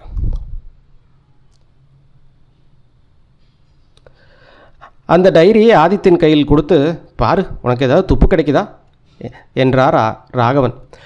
ஆதித்யன் அந்த டைரியை கூர்ந்து கவனித்துவிட்டு, இவனோட தொழில் மிரட்டி பணம் படிக்கிறது, அதாவது பிளாக்மெயிலாக இருக்குன்னு எனக்கு சந்தேகமாக இருக்குது என்றான். ஏன், அவர் ஒரு இன்சூரன்ஸ் ஏஜென்ட்டாக கூட இருக்கலாம் இல்லையா? இருக்கலாம், இல்லைன்னு சொல்லலை. ஆனால் இன்சூரன்ஸ் ஏஜென்ட்டை யாரும் கொலை பண்ண மாட்டாங்களே. மேலேயும் அப்படி இந்த மாதிரி போலி பெயர்களை ஊராக அலைய மாட்டாங்கல்ல. அப்படின்னா ராஜசேகரன் யார் எல்லாத்தையும் மிரட்டி பணம் பறிச்சுட்டு இருக்கானோ அவங்களில் யாரோ ஒருத்தர் தான் அவனை கொலை செஞ்சுருக்காங்கன்னு நினைக்கிறியா? சென்னை பட்டியில் இருக்கிற இந்த நபர்களோட விசாரணை நடத்தினா ஓரளவுக்கு உண்மை தெரிஞ்சிடும். சரி, நம்ம இப்போ அந்த 3வது ரூமில் இருக்கிற நபரை போய் பார்க்கலாம் வா என்றான் ஆதித்யன். போகலாம் என்றான் ராகவன். 3ஆம் எண் ரூமில் சண்முகம் கட்டிலில் குப்புறப்படுத்து கிடந்தார். அவர்கள் உள்ளே வரும் சத்தத்தை கேட்டு மெதுவாக தன் கழுத்தை திருப்பி பார்த்தார். யாரது என்று கேட்டார். ராகவன் சுருக்கமாக போலீஸ் என்றார். சண்முகம் பதற்றத்துடன் படுக்கையில் எழுந்து உட்கார்ந்தார். கண்களை அகலமாக விரித்து, போலீஸா, என்ன வேணும் என்றார். ராகவன், உங்ககிட்ட சில கேள்விகள் கேட்கணும். உங்களுக்கு தெரிஞ்சிருக்குன்னு நினைக்கிறேன். உங்கள் பக்கத்து ரூம்லான 2ஆம் நம்பர் ரூமில் ஒரு கொலை நடந்திருக்கு. சண்முகம் ஒரு கணம் அப்படியே அதிர்ச்சியில் உறைந்து போய், கொலையா? யாரை கொலை பண்ணியிருக்காங்க என்று அலறினார். அந்த 3ஆம் எண் ரூமின் அளவும் அங்கு போடப்பட்டிருந்த அத்தியாவசியமான பொருட்களும் மற்ற 2 அறைகளைப் போலத்தான் இருந்தன. ராகவன் கட்டிலின் ஓரத்தில் அமர்ந்தார். ஆதித்யன் அங்கிருந்து நாற்காலியில் அமர்ந்தான். ராகவன் தொடங்கினார். 2ஆம் நம்பர் ரூமில் தங்கியிருந்தவர் தான் நேற்று ராத்திரி கொலை பண்ணியிருக்காங்க. அவரோட பேர் ராஜசேகரன். அவர் உங்களுக்கு தெரியுமா என்று கேட்டார். ராஜசேகரா? இல்லையே, எனக்கு தெரியாது. யார் அவசரப்பட்டு கொலை செஞ்சது? அது இன்னும் தெரியல. உங்களோட முழு பேர் என்ன? சண்முகம். சொந்த ஊர்? மதுரை. எனக்கு உடம்பு சரியில்லை இன்ஸ்பெக்டர், டாக்டர்னு அப்படியே படுத்துருக்க சொல்லியிருக்காங்க. எந்த டாக்டர்? அந்த லேடி டாக்டர் தான். குளிர்காத்துப்பட்டு ஜலதோஷம் பிடிச்சிருக்குன்னு சொல்லி 2 ஆஸ்பிரின் மாத்திரையை கொடுத்து சாப்பிட்டுட்டு படுக்க சொன்னாங்க. ஆமாம், இந்த மாதிரி லேடி டாக்டர்லாம் நல்லா வைத்தியம் பார்ப்பாங்க இல்லையா? அதெல்லாம் பார்ப்பாங்க, அதிலெல்லாம் ஒன்றும் தப்பு இல்லை. ஆமாம், உங்களுக்கு எப்படி குளிர்காத்தெல்லாம் பட்டுது? நேற்று ஈவினிங் வெளியே போயிருந்தேன். உடம்புல தேவையான மாதிரி ஒரு சொட்டரில் எதுவும் இல்லை. அதனால தான் குளிர்காத்து பட்டுடுச்சு. ராத்திரி ரூம் விட்டு வெளியே வந்தீங்களா? இல்லை சார், 9 மணிக்கு கீழே டைனிங் ஹாலில் போய் சாப்பிட்டுட்டு ரூமுக்கு வந்தேன். அதுக்கப்புறம் வெளியவே போகல. அதை பற்றி அப்புறம் பேசலாம். நீங்கள் எப்போ சென்னைக்கு வந்தீங்க? வந்து 3 நாள் ஆச்சு. இன்றைக்கி ஊர் திரும்ப தான் இருந்தது. ஆனால் இந்த நிலமையில் நீங்கள் என்ன வேலை விஷயமா சென்னைக்கு வந்தீங்க? எனக்கு நெய் வியாபாரம் இருக்குது. இங்கே இருக்கிற ஒரு பெரிய ஹோட்டலுக்கு நெய் சப்ளை செய்கிறதுக்காக வந்தேன். அதுக்காக அவ்வப்போது சென்னை வர வேண்டியதாக இருக்கும். ஆமாம் இன்ஸ்பெக்டர், இந்த ஜலதோஷத்தினால நிமோனியா காய்ச்சல் எதுவும் வந்துடாது இல்லையா? அதெல்லாம் வாய்ப்பு இல்லை. உங்கள் உடம்பு ஆரோக்கியமாக தான் இருக்குது, கவலைப்படாதீங்க. உங்களுக்கு என்ன வயசு? 46. பார்க்குறதுக்கு உடம்பு ஸ்ட்ராங்காக தான் தெரியும், ஆனால் என் உடம்பு ரொம்ப வீக்கு. லேசாக காற்றுப்பட்டாலே நோய் வந்துடுது. இப்போ எனக்கு ரொம்ப கடுமையாக பசிக்குது. ஏதாவது சாப்பிட்டா இந்த நோய் குணமாகும் இல்லையா? சூடாக கஞ்சி கொடுங்க, சாப்பிடுங்க. சரி, அப்படின்னா உங்களுக்கு ராஜசேகரை பற்றி உண்மையிலேயே தெரியாதா? இல்லை சார், அந்த பேரை நான் கேள்விப்பட்டதே இல்லையே. அப்பொழுது ஆதித்யன் குறுக்கிட்டு, சுகந்தன்கிற பேர் எப்பாவது கேள்விப்பட்டிருக்கீங்களா என்று கேட்டார். சண்முகம், சுகந்தனா? இல்லை, என் மாமனார் பேர் ஸ்ரீகாந்த், அவரும் இறந்துட்டார் என்றார். ராகவனும், நேற்று நைட்டு பக்கத்து ரூம்லேருந்து ஏதாவது சத்தம் உங்கள் கால் விழுந்துதா என்று கேட்டார். சத்தமா? இல்லையே, நான் சாப்பிட்டுட்டு வந்த உடனே தூங்கிட்டேன். தூக்கத்தை பக்கத்தில் வெடி சத்தம் கேட்டால் கூட எனக்கு தூக்கம் கிடையாது. ஆமாம், பக்கத்து ரூமில் இருந்தவரை எதை வச்சு கொலை செஞ்சாங்க? துப்பாக்கிலையா? இல்லை, கத்தியில் என்று கூறிவிட்டு ராகவன் எழுந்து நின்றார். நீங்கள் போலீஸ்கிட்ட சொல்லாமல் சென்னை விட்டு எங்கேயும் கிளம்பக்கூடாது. வா ஆதித்யன், போகலாம். கீழே அலுவலக அறையில் நடராஜன் ஒருவித பயத்துடனும் நடுக்கத்துடனும் அமர்ந்திருந்தார். ஆதித்யனையும் ராகவனையும் பார்த்து பதட்டத்துடன் எழுந்து நின்று தயங்கியபடியே, என்ன சார் ஆச்சு என்று கேட்டார். ராகவன் அவரது கேள்விக்கு பதில் சொல்லாமல், இப்போ உங்களோட டேர்னு, அதாவது இந்த ஹோட்டல் ஊழியர்களோட வாக்குமூலத்தை பதிவு செய்யணும். உங்ககிட்ட இருந்தே தொடங்கலாம், உட்காருங்க என்றார். மூவரும் அமர்ந்தன். ராகவன் தன் கேள்விகளை தொடங்கினார். உங்களோட முழு பேர்? நடராஜன். நீங்கள் இந்த ஹோட்டலோட மேனேஜர், இங்கே தான் தங்கியிருக்கீங்களா? ஆமாம் சார். எத்தனை வருஷமாக இங்கே வேலை பார்க்குறீங்க? 8 வருஷமாக சார். செத்துப்போன ராஜசேகரனை பற்றி உங்களுக்கு என்ன தெரியும், சொல்லுங்கள். நடராஜன் ஒரு தடிமானான பதிவேட்டை எடுத்து புரட்டினார். ராஜசேகரன், அட்ரஸ் ஆலந்தூர், சென்னை. கடந்த 5 வருஷமாக அவர் வருஷத்துக்கு 2-3 தடவை இங்கே வர்றது வழக்கம். வரும்போதெல்லாம் 2 இல்லை 3 நாள் தங்குவார். ஹோட்டலை விட்டுட்டு அவர் வெளியே எங்கேயும் போக மாட்டார். இந்த ஆஃபீஸ்க்கு வந்து அவங்களோட ஃப்ரெண்ட்ஸு சில பேர்த்துக்கு ஃபோன் பண்ணுவார். அவங்க ஈவினிங் மேலே வந்து அவரை பார்ப்பாங்க. அதை தாண்டி அவரை பற்றி எனக்கு வேறு எதுவும் தெரியாது. இந்த முறை அவர் எப்போ வந்தார்? முந்தா நேற்று வந்தார் சார். அவர் யாருக்காவது ஃபோன் பண்ணாரா? முந்தா நேற்று நைட்டு வந்துனா ஃபோன் பண்ணலை, நேற்று காலையில் பண்ணார். ராஜசேகரன் வரும்போதெல்லாம் 2ஆம் நம்பர் ரூமில் தான் தங்குவாரா? இல்லை சார், வரும்போது எந்த ரூம் காலியாக இருக்கோ அந்த ரூமில் தான் தங்குவார். ராஜசேகரன் நீங்கள் என்ன தொழில் செஞ்சார்னு உங்களுக்கு தெரியுமா? தெரியல சார். நேற்று நைட்டு நீங்கள் ஹோட்டல் தான் இருந்தீங்களா? அது வந்து நடராஜன் சற்று தயங்கி விட்டு பேசினார். ஒரு 2 மணி நேரம் மட்டும் நான் வெளியே போயிருந்தேன். நான் ஹோட்டல் தங்கினாலும் என் ஃபேமிலி தனியாக ஒரு வாடகை வீட்டில் தான் இருக்கிறாங்க. அவங்கள பார்க்குறதுக்காக எப்போவாது போகிறது உண்டு. நேற்று நைட்டு வாடிக்கையாளர் எத்தனை பேரும் சாப்பிட்டதுக்கப்புறம் நான் கிளம்புனேன். மறுபடியும் நைட்டு ஒரு 11 மணிக்கு தான் திரும்பி வந்தேன். நீங்கள் இல்லாத இந்த நேரத்தில் ஹோட்டலோட பொறுப்பை யார் பார்த்துக்குவாங்க? எங்களோட முதன்மை பணியாளர் குணசேகரன் தான். குணசேகரன் ஒரு தடவை கூப்பிடுங்களேன் என்றார் ராகவன். குணசேகரன் உடனே அழைக்கப்பட்டு உள்ளே வந்து நின்றான். மீண்டும் ராகவன் தன் கேள்விகளை தொடங்கினார். 2ஆம் நம்பர் ரூமில் தங்கியிருக்கிற அந்த ராஜசேகரன் கொலை செஞ்சுருக்காங்களே, அவரை பற்றி உனக்கு ஏதாவது தெரியுமா? பெருசாக எதுவும் தெரியாது சார். அவர் அப்போது இங்கே வருவார், 2 இல்லை 3 நாளில் தங்கிட்டு கிளம்பிடுவார். அவர்கிட்ட நீ எப்போ தனியாக பேசியிருக்கியா? இல்லை சார், ரொம்ப கம்மியாக தான் பேசுவார். அவருக்கு தேவையான வேலைகளை தான் செய்ய சொல்லுவாரே தவிர வேறு எதுவும் பேச மாட்டார். அவருக்கு யார் அந்த வேலைகள்லாம் பார்த்துக்கிறது? நான் தான் சார் பார்த்துக்குவேன். காலையில் டீ கொடுக்கறதுலேருந்து பிரேக்ஃபாஸ்ட்டு, லஞ்சு, டின்னர்னு எல்லாத்தையும் நானே அவர் ரூமுக்கு கொண்டு போய் கொடுத்துடுவேன். மேல் தளத்தில் தங்கியிருக்கிறவங்க நான் தான் கவனிச்சிக்கிறேன். கீழ்த்தளத்தில் பார்க்குறதுக்கு வேற ஒருத்தர் இருக்கார் சார். ஓ, அப்படின்னா ராஜசேகர் கீழே இருக்கிற உணவு கொடுத்துக்கு சாப்பிட வர மாட்டார், அப்படித்தானே? ஆமாம் சார். சரி, நேற்று நைட்டு நீ அவரை கடைசி எப்போ பார்த்த? நைட்டு ஒரு 9 மணிக்கு சார். அவர் டின்னர் கொண்டு போய் கொடுத்தேன். அதை சாப்பிட்டதுக்கப்புறம் தட்டுக்கும் பாத்திரத்தையும் எடுத்ததுக்கு ஒரு 9:45க்கு மறுபடியும் போனேன். அப்போ அவர் உயிரோடு தான் இருந்தார். சரி, ஆனால் அவர் ஏன் வந்து கீழே ரெஸ்டாரண்ட்டுக்கு வந்து சாப்பிடாமல் ரூம்லேயே இருக்காருன்னு உன்னால் சொல்ல முடியுமா? அது எனக்கு தெரியாது சார். ஆனால் எனக்கு என்ன தோணுதுன்னா, அவரோட முகத்தில் ஏகப்பட்ட தழும்பு விகாரமாக இருக்கிறதுனால மற்றவங்க முன்னாடி அவர் நடமாட விரும்பாமல் இருந்திருக்கலாம். கரெக்டு தான். சரி, அவர் பார்க்குறதுக்கு ஹோட்டலுக்கு யாராவது வருவாங்களா? வருவாங்களே சார். நேற்று யாரெல்லாம் வந்தாங்கன்னு உனக்கு தெரியுமா என்ன? எனக்கு தெரியாது சார். நம்ம செக்யூரிட்டி சிங்கை கேட்டால் சொல்லலாம். செக்யூரிட்டி சிங்கா? ஆமாம் சார், நம்ம ஹோட்டல் வாட்ச்மேன். அவனோட பேர் ராம்பிரீத் சிங். எல்லோரும் அவரை செக்யூரிட்டி சிங்னு கூப்பிடுவோம். சரி, அந்த செக்யூரிட்டியை கொஞ்சம் வர சொல்லுங்களேன். அத்தியாயம் 4. வடமாநிலத்தை சேர்ந்த ஒரு கம்பீரமான இளைஞனான ராம்பிரீத் சிங் உள்ளே வந்து பூட்ஸ் கால்களை தட்டி ஒரு மிடுக்கான சல்யூட் அடித்தான். ஆஜானபாகுவான தோற்றம், கச்சிதமான செக்யூரிட்டி சீருடை, பெரிய மீசை. ராகவன் அவனை உச்சி முதல் உள்ளங்கால் வரை உற்று பார்த்து விட்டு, நிஜமாவே நல்ல கம்பீரமான செக்யூரிட்டி தான். நீ ஹோட்டலோட பிரதான வாசலில் காவல் இருப்ப இல்லை என்று கேட்டார் ராம்பிரீத் சிங். ஆமாம் சார், காலையில் 6 மணிலேருந்து மத்தியானம் 2 மணி வரைக்கும், மாலை 5 மணிலேருந்து இரவு 10 மணி வரைக்கும் என் டியூட்டி டைம் என்றார். ஹோட்டலில் தங்கியிருக்கிறவங்கள பார்க்க வர்ற வாடிக்கையாளரோட பேர், முகவரி, அந்த மாதிரி டீட்டெயிலெலாம் நீ ரெஜிஸ்டரில் எழுதி வைக்கிறியா? இல்லை சார், அப்படி செய்ய சொல்லி எனக்கு எந்த ஆர்டரும் இல்லை. நல்லா ட்ரெஸ் பண்ணிவிட்டு வசதியாக வர்றவங்கள இன்முகத்தோடு வரவேற்பேன். அவங்க எந்த ரூம்னு கேட்டால் அதை மட்டும் நான் சொல்லுவேன். யாரையும் உள்ளே போகக்கூடாதுன்னு தடுத்தது இல்லையா? இல்லை சார், நல்லா ட்ரெஸ் பண்ணிட்டு வர்றவங்கள நான் தடுக்க மாட்டேன். ஒருவேளை கிழிஞ்ச ஆடைகளோடு யாராவது வந்தால் அப்போ அவங்கள விரட்டி விட்டுருவேன் சார். சபாஷ். இப்போ சொல்லு, நேற்று ஈவினிங் மேலே அந்த 2ஆம் நம்பர் ரூமில் இருந்த ஆட்களை யாராவது பார்க்க வந்தாரா? ஆமாம் சார், வந்தாங்க. 2 ஆண்களும் ஒரு பெண்ணும் வந்தாங்க. இரவு 9:15 மணிக்கு அந்த பெண்ணு வந்தா. அவர் அறையோட என்ன கேட்டுட்டு மேல் தளத்துக்கு போனாங்க. 5 நிமிஷத்தில் அவங்க திரும்பி போயிட்டாங்க. அவருக்கு என்ன வயசு இருக்கும்? ஒரு 20-25 வயசு இருக்குது சார். நல்லா செந்த நேரம், உயரமான தோற்றம், கண்ணாடி போட்டிருந்தாங்க. சரி, அதுக்கப்புறம் 9:30 மணி வாக்கில் ஒரு மனுஷர் வந்தார். அவரும் அறை என்ன கேட்டுட்டு மேலே போனார். 5 நிமிஷம் திரும்பி வந்துட்டார். அவரை பார்க்குறதுக்கு ஒல்லியாக இருந்தார். லேசாக தாடி மீசி இருந்தது. அப்புறம் நைட்டு 9:45 மணிக்கு இன்னொருத்தர் வந்தார். நல்லா குண்டாக இருந்தார். பார்க்குறதுக்கு நல்லா அசல் சென்னைக்காரர் மேலே தான் இருந்தார். அவர் மேலே போய் 5 நிமிஷம் மட்டும்தான் இருந்தார். அதுக்கப்புறம் என் டியூட்டி நேரம் முடிகிற வரைக்கும் வேறு யாரும் வரல சார். செக்யூரிட்டி ராம்பிரீத் சிங்கின் தோற்றம் எப்படி இருந்தாலும் அவனது ஞாபக சக்தி மிகவும் கூர்மையாக என்பதில் கண்டு சந்தேகமே இல்லை. ராகவன் மகிழ்ச்சியுடன், ரொம்ப நல்லது, நீ இப்போ போய் ஓய்விடு என்றார். செக்யூரிட்டி அட்டென்ஷன் என்று சல்யூட் அடித்துவிட்டு நகர்ந்தார். ராகவன் தன் பாக்கெட்டிலிருந்து அந்த 1 லட்ச ரூபாயை எடுத்து நடராஜன் கையில் கொடுத்து, இப்போதைக்கு இந்த பணத்தை உங்ககிட்டவே பத்திரமா வைங்க. இது இறந்தவரோட சூட்கேஸில் இருக்குது. பணத்தை வாங்கிட்டதுக்காக ஒரு ரெசிப்ட் மட்டும் எழுதி கொடுங்க என்றார். அறையில் ஒரு இரும்பு லாக்கர் இருந்தது. நடராஜன் பணத்தை அந்த லாக்கரில் வைத்துவிட்டு ரெசிப்ட் எழுதி கொடுத்தார். ஆதித்யன் புருவங்களை சுருக்கியபடி யோசனையில் அமர்ந்திருந்தார். அதற்குள் அந்த 2 சப் இன்ஸ்பெக்டரும் கீழே இறங்கி வந்தனர்.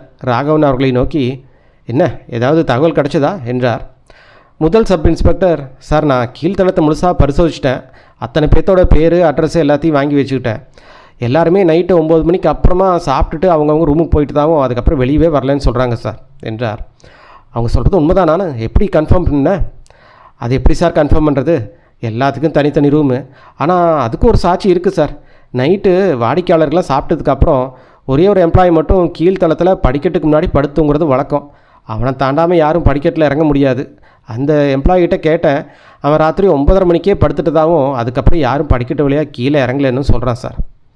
சரி, நீங்கள் என்ன கண்டுபிடிச்சிங்க என்று 2ஆவது சப் இன்ஸ்பெக்டர் கேட்டார். அவன் மேல் தளத்துலேயும் அதே நிலைமை தான் சார். அத்தனை பேர்த்தோட பேர் அட்ரஸ்லாம் வாங்கிட்டேன். மேல் தளத்தோட படிக்கட்டு வாசல் தூங்குகிற எம்ப்ளாயும் ராத்திரி 9:45 மணிக்கே படுத்துட்டதாகவும் அதுக்கப்புறம் யாரும் ரூமை விட்டு வெளியே வரலன்னு சொல்கிறான் சார் என்றான். மேனேஜர் நடராஜன் குறுக்கிட்டு, ராத்திரி வாடிக்கையாளருக்கு ஏதாவது உதவி தேவைப்பட்டுனா உடனே கவனிக்கிறக்காக தான் சார் இந்த ஏற்பாடு என்றார். புரியுது. ராகவன் தன் கடிகாரத்தை பார்த்தார். நேரம் மதியம் 12 ஆகிவிட்டிருந்தது. அவர் ஆதித்யனை பார்த்து, இப்போதைக்கு இங்கே இருக்கிற வேலைகள் இவ்வளோதான், வா போகலாம், வழியில் எங்கேயாவது சாப்பிட்டுட்டே பேசிக்கலாம். நல்ல வேலையாக அந்த 4 பேர்த்தோட வீடுகளும் பக்கத்து வீட்டில் தான் இருக்குது. அதனால் நம்ம ரொம்ப தூரம் அலைஞ்சு திரிய வேண்டியது இருக்காது. ஆனால் உங்கள் வீட்டுக்கு திரும்புறதுக்கு தான் கொஞ்சம் லேட் ஆகிடுச்சு. ஆதித்யன் பிறகு, அதிலெல்லாம் ஒன்றும் பிரச்சனை இல்லை, நான் அருணுக்கு ஃபோன் செஞ்சு தகவல் சொல்லிடுறேன் என்றபடியே ஃபோனை எடுத்தான். நடராஜன் குறுக்கிட்டு, உங்களுக்கு ஆட்சேபம் இல்லைன்னா அவங்க எல்லாத்துக்கும் லஞ்சு இங்கே ஏற்பாடு பண்ணுறேன் சார் என்றார். ராகவன் சிரித்து கொண்டு, அதுவும் நல்லது தான் என்றார். நிர்மலா ஹோட்டலின் சமையல் பிரமாதமாக இருந்தது. மதிய உணவை மிகவும் திருப்தியாக சாப்பிட்டு முடித்துவிட்டு போலீஸ் குழுவினர் ஆதித்யனுடன் உணவு கூடத்திலிருந்து வெளியே வந்தனர். ராகவன் 2ஆவது சப் இன்ஸ்பெக்டரை பார்த்து, தாத்தாராவ், நீங்கள் ஏறு, இந்த 2ஆம் நம்பர் ரூமோட சாவி, இங்கே ஃபிங்கர் பிரிண்ட்டு ஆட்களெல்லாம் இப்போ வந்துடுவாங்க, வந்ததும் ரூமை திறந்து விடு, நான் கோபாலை கூட்டிகிட்டு வெளியே போகிறேன், வா ஆதித்யன் என்றார். இருவரும் வெளியே வந்து நடைபாதையில் நின்றனர். ராகவன் தன் பாக்கெட்டிலிருந்து அந்த டைரியை எடுத்து, இந்த நேரத்தில் எல்லாத்து வீட்டையும் பார்க்க முடியுமான்னு தெரியல, எது எப்படியோ முதல்ல ஜெகநாதனுங்கிற பேர் இருக்குது, போய் பார்த்துடலாம் வா, அவரோட அட்ரஸ் பக்கத்தில் தான் இருக்குது என்றார். ஆதித்யனும் சரி என்றார். அவர்கள் போலீஸ் ஜீப்பில் ஏறி அமர்ந்தனர். ஜீப் ஜெகநாதன் முகவரியை நோக்கி வேகமாக சென்றது. ஆதித்யன், இன்றைக்கி நீ ஏன் எவ்வளோ அமைதியாக இருக்க, எதுவும் பேச மாட்டேங்கிற என்று கேட்டார். அதற்கு ஆதித்யன், இப்போ நான் எல்லாத்தையும் கவனிச்சிட்டு இருக்கேன், நான் பேச வேண்டிய நேரம் இன்னும் வரல, வரும்போது நானே பேசுகிறேன் என்றார். ஜெகநாதன் ஒரு இருமாடி கட்டிடத்தின் கீழ்த்தளத்தில் இருக்கும் ஃப்ளாட்டில் வசித்து வந்தார். ராகவன் கதவை தட்டியதும் ஒரு மனிதன் கதவை திறந்து நின்றார். நரைத்த தலைமுடி, லேசான கோன் விழுந்த தோற்றம். அவருக்கு சுமார் 40 வயது இருக்கும். ராகவனுடனும், உங்கள் பேர் ஜெகநாதனா என்று கேட்டார். ஆமாம் என்று ஜெகநாதன் போலீஸாரின் சீருடையை பார்த்து சற்றே பதட்டம் அடைந்து, என்ன சார் விஷயம் என்று கேட்டார். நிர்மலா ஹோட்டலில் ராஜசேகர்னு ஒரு நபர் கொலை செஞ்சுருக்காங்க. ஜெகநாதன் முகத்தில் உண்மையான அதிர்ச்சி வெளிப்பட்டது. அவர் திடுக்கிட்டு, ராஜசேகர் கொலை செஞ்சிட்டாங்களா என்று அலறினார். ஆமாம், உங்ககிட்ட சில கேள்விகள் கேட்கணும், உள்ளே வாங்க என்று கூறிய ஜெகநாதன் அவர்களை ஒரு அறைக்கு அழைத்து சென்று உட்கார வைத்தார். நீங்கள் உட்காருங்க, இதோ நான் இப்போ வந்துடுறேன் என்று சொல்லிவிட்டு அவர் பக்கத்து அறைக்குள் சென்றார். அவர்கள் அமர்ந்திருந்த வரவேற்பறை சிறியதாகவும் எந்த ஆடம்பரமும் இல்லாமல் இருந்தது. ஒரு மேஜையும் 3 நாற்காலிகள் மட்டுமே வைக்கப்பட்டிருந்தது. மேஜையின் மீது ஒரு டெலிஃபோன் இருந்தது. ஆதித்யன் ஒரு சிகரெட்டை எடுத்து பற்ற வைத்துவிட்டு அந்த அறையை அங்குலம் அங்குலமாக உற்று பார்க்க தொடங்கினான். ஆனால் அந்த வீட்டின் உரிமையாளரின் குணாதிசயத்தை வெளிப்படுத்தும்படியான எந்த ஒரு தடையும் அங்கே தென்படவில்லை. 5 நிமிடங்கள் ஆயின. 10 நிமிடங்கள் ஓடிவிட்டன. ஆனால் ஜெகநாதன் அறைக்கு திரும்பி வரவே இல்லை. பொறுமை இழந்த ராகவன் குரலை உயர்த்தி, ஜெகநாதன் சார், ஜெகநாதன் சார் என்று கூப்பிட்டார். ஆனால் உள்ளே இருந்து எந்த பதிலும் வரவில்லை. ஆதித்யன் தன் வாயை மூடி லேசாக சிரித்தபடி, பார்க்க போனால் ஜெகநாதன் நம்மளுக்கு டிமிக்கி கொடுத்துட்டு ஓடிட்டான்னு தான் நினைக்கிறேன் என்றான். ராகவன் பதற்றம் அடைந்து, ஓடிட்டானா? வா கோபால், வீட்டுக்குள்ளே போய் என்னன்னு பார்க்கலாம். ஆதித்யன், நீங்களும் வாங்க என்று கத்தினார். ஆதித்யன் அசைந்து கொடுக்காமல் அங்கேயே அமர்ந்திருக்க ராகவன் சப் இன்ஸ்பெக்டர் கோபாலை அழைத்து கொண்டு உள்ளே சென்றார். வீட்டின் உட்பகுதியை சோதித்து பார்த்தபோது அங்கே யாரும் இல்லை. வீட்டின் பின்பக்க கதவு வழியாக அவர் வெளியே சென்றிருப்பது தெரிந்தது. ராகவன் திரும்பி வந்து, பச்சை பறந்துருச்சு என்றார். அதற்குள் ஆதித்தன் அங்கிருந்து மேஜை டாயரை திறந்து அதிலிருந்து தைக்கப்பட்ட ஒரு டைரியை வெளியில் எடுத்தான். அதன் பக்கங்களை புரட்டி கொண்டு, இவன் ரேஸ் குதிரை பந்தயத்தில் பைத்தியமாக இருந்திருக்கான் போல தெரியுது என்றார். அப்படியா? ஆனால் இவன் ஏன் ஓடணும்? கண்டிப்பாக ஏதாவது ஒரு ஸ்ட்ராங்கான ஒரு ரீசன் இருக்கும். வெறும் குதிரை பந்தயத்துக்காக மட்டுமே இப்படியோ ஓடி ஒழிஞ்சிக்க மாட்டான். ராகவன் உடனடியாக தன் போலீஸ் ஸ்டேஷனுக்கு ஃபோன் செய்தார். ஜெகநாதனின் அடையாளங்களை விவரித்து அவனை கைது செய்ய மேலும் சில போலீஸாரை அனுப்பி வைக்க சொன்னார். ஃபோனை வைத்துவிட்டு, கோபால் நீ இங்கே இரு, நாங்கள் அடுத்தடுத்த அட்ரஸ்லாம் போய் செக் பண்ணுறோம். போலீஸ் ஸ்டேஷன் இன்னும் சில கான்ஸ்டபிள்ஸ்லாம் வந்துடுவாங்க. இந்த வீடு முழுக்க கம்ப்ளீட்டாக செக் பண்ணுங்கள். அவனோட கைரேகா கண்டிப்பாக கிடைக்கும். கிடைச்ச உடனே அதை நம்ம ஹெட் ஆஃபீஸ்க்கு அனுப்பிச்சி வச்சிரு. இவன் ஏதாவது பழைய குற்றவாளியாக இருந்தாலும் இருக்கலாம். ஜெகநாதன் வீட்டிலேருந்து வெளியே வந்த ராகவன் ஆதித்யனிடம், உனக்கு என்ன தோணுது? ஜெகநாதன் நம்ம கொலையாளியா என்று கேட்டார். ஆதித்யன் சற்று நேரம் அமைதியாக இருந்துவிட்டு, இப்போதைக்கு சொல்ல முடியாது. ராஜசேகரன் இறந்த செய்தி கேட்டு அவன் நிஜமாவே திடுக்கிட்டான். ஆனால் அவனோடது நடிப்பாகவும் இருக்கலாம் என்றான். அடுத்ததாக அவர்கள் பட்டியில் இருந்த மோகன்குமாரின் வீட்டுக்கு சென்றனர். அங்கே சென்றபோது மோகன்குமார் சென்னையில் இல்லை என்ற விவரம் தெரிந்தது. அவர் தன் மனைவியுடன் காசிக்கு சென்றிருக்கிறார். எப்பொழுது திரும்புவார் என்பதும் சரியாக தெரியவில்லை. அங்கிருந்து அவர்கள் ஷியாம் சுந்தரின் வீட்டுக்கு சென்றனர். ஆனால் அங்கேயும் அவர்களுக்கு ஏமாற்றமே மிஞ்சியது. ஷியாம் சுந்தர் வீட்டில் இல்லை, தன்னுடைய ஆஃபீஸுக்கு போயிருந்தார். அவர் போர்ட்ரேட் கமிஷனர் அலுவலகத்தில் ஒரு பெரிய பறவையில் இருக்கிறார் என்ற விவரம் மட்டுமே கிடைத்தது. மாலை நேரத்துக்கு முன்பாக அவரை சந்திக்க முடியாது. ராகவன் பெருமூச்சு விட்டுக்கொண்டே, இனி பாக்கி இருக்கிறது கார்த்திகா மட்டும்தான். அவங்க ஒரு பொண்ணுங்கிறனால நேரம் மதிய உணவிற்கு வீட்டில் இருக்கக்கூடும்னு நம்பலாம் என்றார். கார்த்திகா ஒரு தனி வீட்டில் வசித்து வந்தார். அது ஃப்ளாட் இல்லை. வீடு சிறியதாக இருந்தாலும் மிகவும் சுத்தமாகவும் நேர்த்தியாகவும் இருந்தது. வாசலில் ஒரு சிறிய பூந்தோட்டமும் அமைக்கப்பட்டிருந்தது. வீட்டின் வாசலில் இருந்த வளைப்பு மணியை அழைத்ததும் கண்ணாடி அணிந்த ஒரு பெண் கதவை திறந்து, யார் வேணும் என்று கேட்டார். அதன் பிறகுதான் அவர் பார்வை ராகவனின் போலீஸ் சீருடையின் மேல் விழுந்தது. செக்யூரிட்டி ராம்பிரீத் சிங் விவரித்திருந்த அந்த பெண்ணின் அடையாளங்கள் இவருடன் கச்சிதமாக பொருந்தி போயின. ஆனால் வயது 20-25 இருக்காது. அதைவிட அதிகமாக இருக்கும். 30 அல்லது 35 இருக்கும். என்றாலும் அந்த ஒல்லியான உடலமைப்பும் அழகான முகமும் அவரிடமிருந்த இளமை புழுவை இன்னும் முழுமையாக மாற்றிவிடவில்லை. ராகவன், உங்கள் பேர் கார்த்திகாவா என்று கேட்டார். கார்த்திகாவின் உதடுகள் சற்றென்று லேசாக நடுங்கின. அவர் தழுதழுத்த குரலில், ஆமாம் சார், என்ன விஷயம் என்றார். உங்கள்கிட்ட சில கேள்விகள் கேட்கணும். நான் இன்ஸ்பெக்டர் ஆஃப் போலீஸ் என்றார் ராகவன். வெளிரிப்போன முகத்துடன் கார்த்திகா, உள்ளே வாங்க என்றார். வரவேற்பறை மிகவும் நேர்த்தியாக அலங்கரிக்கப்பட்டிருந்தது. குட்டையான நாற்காலிகள், சோஃபா, ஒரு சென்டர் டேபிள் ஆகியவை இருந்தன. சுவரில் ஒரு நடுத்தர வயது மனிதரின் மார்பளவு புகைப்படம் இருந்தது. அந்த புகைப்படம் மிகவும் கண்டிப்பான முகத்தோட்டத்தையும் கூர்மையான கண்களையும் கொண்டிருந்தது. அந்த புகைப்படத்தின் பார்வை பார்ப்பவர்களை சதா பின்தொடர்வது போலவே இருந்தது. அந்த அறைக்குள் இருக்கும் எவரும் அந்த தேடல் பார்வையிலிருந்து தப்பவே முடியாது என்ற உணர்வை தந்தது. ஆதித்யனும் ராகவனும் அருகருகே சோஃபாவில் அமர்ந்தனர். கார்த்திகா ஒரு நாற்காலியின் ஓரத்தில் அமர்ந்து பயம் கலந்த கண்களுடன் அவர்களை உற்று பார்த்தார். ராகவன் தன் கேள்வியை தொடங்கினார். உங்கள் ஹஸ்பண்டோட பேர்? பரணிக்குமார். அவர் என்ன வேலை செய்கிறாரு? Engineer sir. ரயில்வே டிபார்ட்மெண்ட்டில் இன்ஜினியராக இருக்கார். குழந்தைங்க? இல்லை. நேற்று நைட்டு 9:15க்கு நீங்கள் நிர்மலா ஹோட்டலுக்கு போயிருந்தீங்களா? கார்த்திகாவின் கண்கள் கண்ணாடியின் உள்ளே அகல விரிந்தன. நானா? இல்லவே இல்லை. நேற்று நைட்டு நான் சினிமா பார்க்க போயிருந்தேன். ஹோட்டல் செக்யூரிட்டி உங்களை நேற்று நைட்டு பார்த்துருக்காரு. அவசியப்பட்டால் உங்களை அடையாளம் காட்ட அவனால் முடியும் என்றார் ராகவன். கார்த்திகாவின் முகம் சுருங்கி வெளுத்த போது தன் உடல்களை கழித்தபடி, ஆனால் நான் சினிமாவுக்கு தான் போயிருந்தேன். தேட்டரில் படம் பார்த்தேன். என்கிட்ட அதுக்கான டிக்கெட் பாதி கூட இருக்குது பாருங்கள் என்றார். நீங்கள் சினிமா டிக்கெட் வாங்கினது உண்மைதான். ஆனால் படம் முடிகிறதுக்கு முன்னாடியே நீங்கள் நிர்மலா ஹோட்டலுக்கு போய் அங்கே தங்கியிருக்கிற ராஜசேகரனை பார்த்துருக்கீங்க என்றார் ராகவன். ராஜசேகரன் என்ற பெயரை பார்த்த மாத்திரத்தில் கார்த்திகாவின் முகம் சடலத்தைப் போல வெளியேறியது. அவர் உதடுகள் நடுங்கத் தொடங்கின. ராஜசேகரன், அவர் எனக்கு தெரியவே தெரியாது. அப்போது ஆதித்யன் துப்பாக்கி கொண்டு பாய்வது போல ஒரு கேள்வியை கேட்டான். சுகந்தன் சோமசுந்தரத்தையாவது தெரியுமா? கார்த்திகா ஒரு வேட்டையாடப்பட்ட மான்குட்டியைப் போல ஆதித்யனை பார்த்தார். அடுத்த கணம் தன் இரு கைகளாலும் முகத்தை மூடிக்கொண்டு விம்மி விம்மி அழத் தொடங்கினார். அத்தியாயம் 5. ஆதித்யன் மிகவும் கனிவான குரலில், எங்களுக்கு எல்லாம் தெரியும் கார்த்திகா. ராஜசேகரனும் சுகந்தன் சோமசுந்தரம் ஒருத்தரே தான். அவன் அவங்கள மிரட்டி பணம் பறிச்சுக்கிட்டு இருந்தான், பிளாக்மெயில். நேற்று ராத்திரி 9:15 மணிக்கு தேட்டர்லேருந்து பாதியிலே கிளம்பி வந்து அவங்ககிட்ட பணத்தை கொடுக்கத்தான் நீங்கள் ஹோட்டலுக்கு போயிருக்கீங்க. இப்போது உண்மையை முழுசாக சொல்லிவிடுங்க, நீங்கள் பயப்பட தேவையில்லை என்றார். கார்த்திகா சிறிது நேரம் விம்மியபடி அழுதிவிட்டு தன் கண்களை துடைத்து கொண்டு நிமிர்ந்தார். உடைந்த குரலில், சொல்கிறேன், இது எல்லாம் ஏன் கேட்குறீங்கன்னு உங்களுக்கு தான் தெரியும். ஆனால் எனக்கு ஒரே ஒரு சலுகை மட்டும் வேணும். என் கணவருக்கு இந்த விஷயம் எதுவும் தெரியக்கூடாது என்றார். ஆதித்யன் சுவரில் இருந்த புகைப்படத்தை காட்டி, இதுதான் உங்கள் கணவரா என்று கேட்டார். ஆமாம், பார்க்குறதுக்கு ரொம்ப கண்டிப்பான குணம் போல தான் தெரியுது. ஆனால் நீங்கள் நிம்மதியாக இருங்க, அத்தியாவசிய தேவையில்லாமல் நாங்கள் யாருக்கிட்டே எதையும் சொல்ல மாட்டோம் என்றான் ஆதித்யன். அதன் பிறகு கார்த்திகா தன் அவமானத்தையும் தயக்கத்தையும் மறைத்து கொண்டு நடுங்கும் குரலில் சொன்ன விஷயங்களின் சுருக்கம் இதுதான். 12 அல்லது 13 வருடங்களுக்கு முன்பு கார்த்திகா திருமணமாகாத பெண்ணாக இருந்தபொழுது அவரது குணமே வேறு மாதிரி இருந்தது.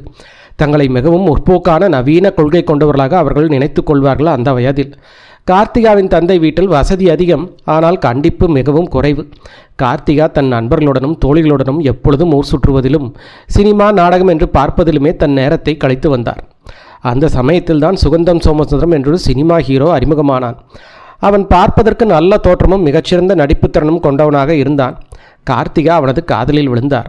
அது ஒன்றும் சாதாரண காதல் இல்லை, உலகையே மறக்கடிக்கக்கூடிய தீவிரமான காதல். அவள் சுகந்தனுக்கு மிகவும் உணர்ச்சிபூர்வமான காதல் கடிதங்கள் எழுதத் தொடங்கினாள். அதன் பிறகு இருவரும் அடிக்கடி யாருக்கும் தெரியாமல் ரகசியமாக சந்தித்து கொண்டார்கள்.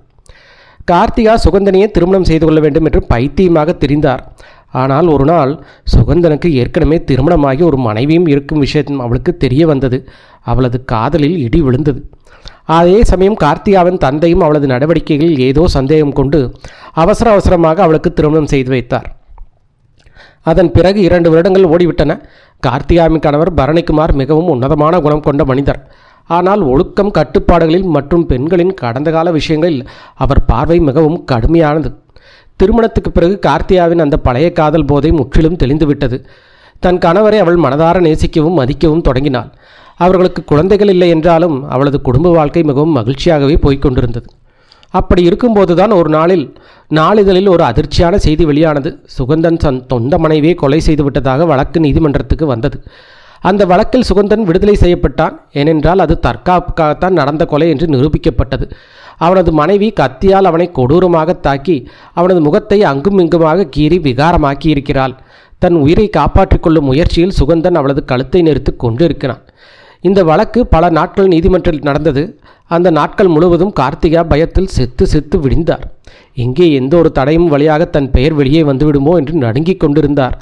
ஆனால் நல்ல வேளையாக சாட்சிகளோ அல்லது குற்றவாளியான சுகந்தனோ அவளது பெயரை எங்கும் உச்சரிக்கவில்லை.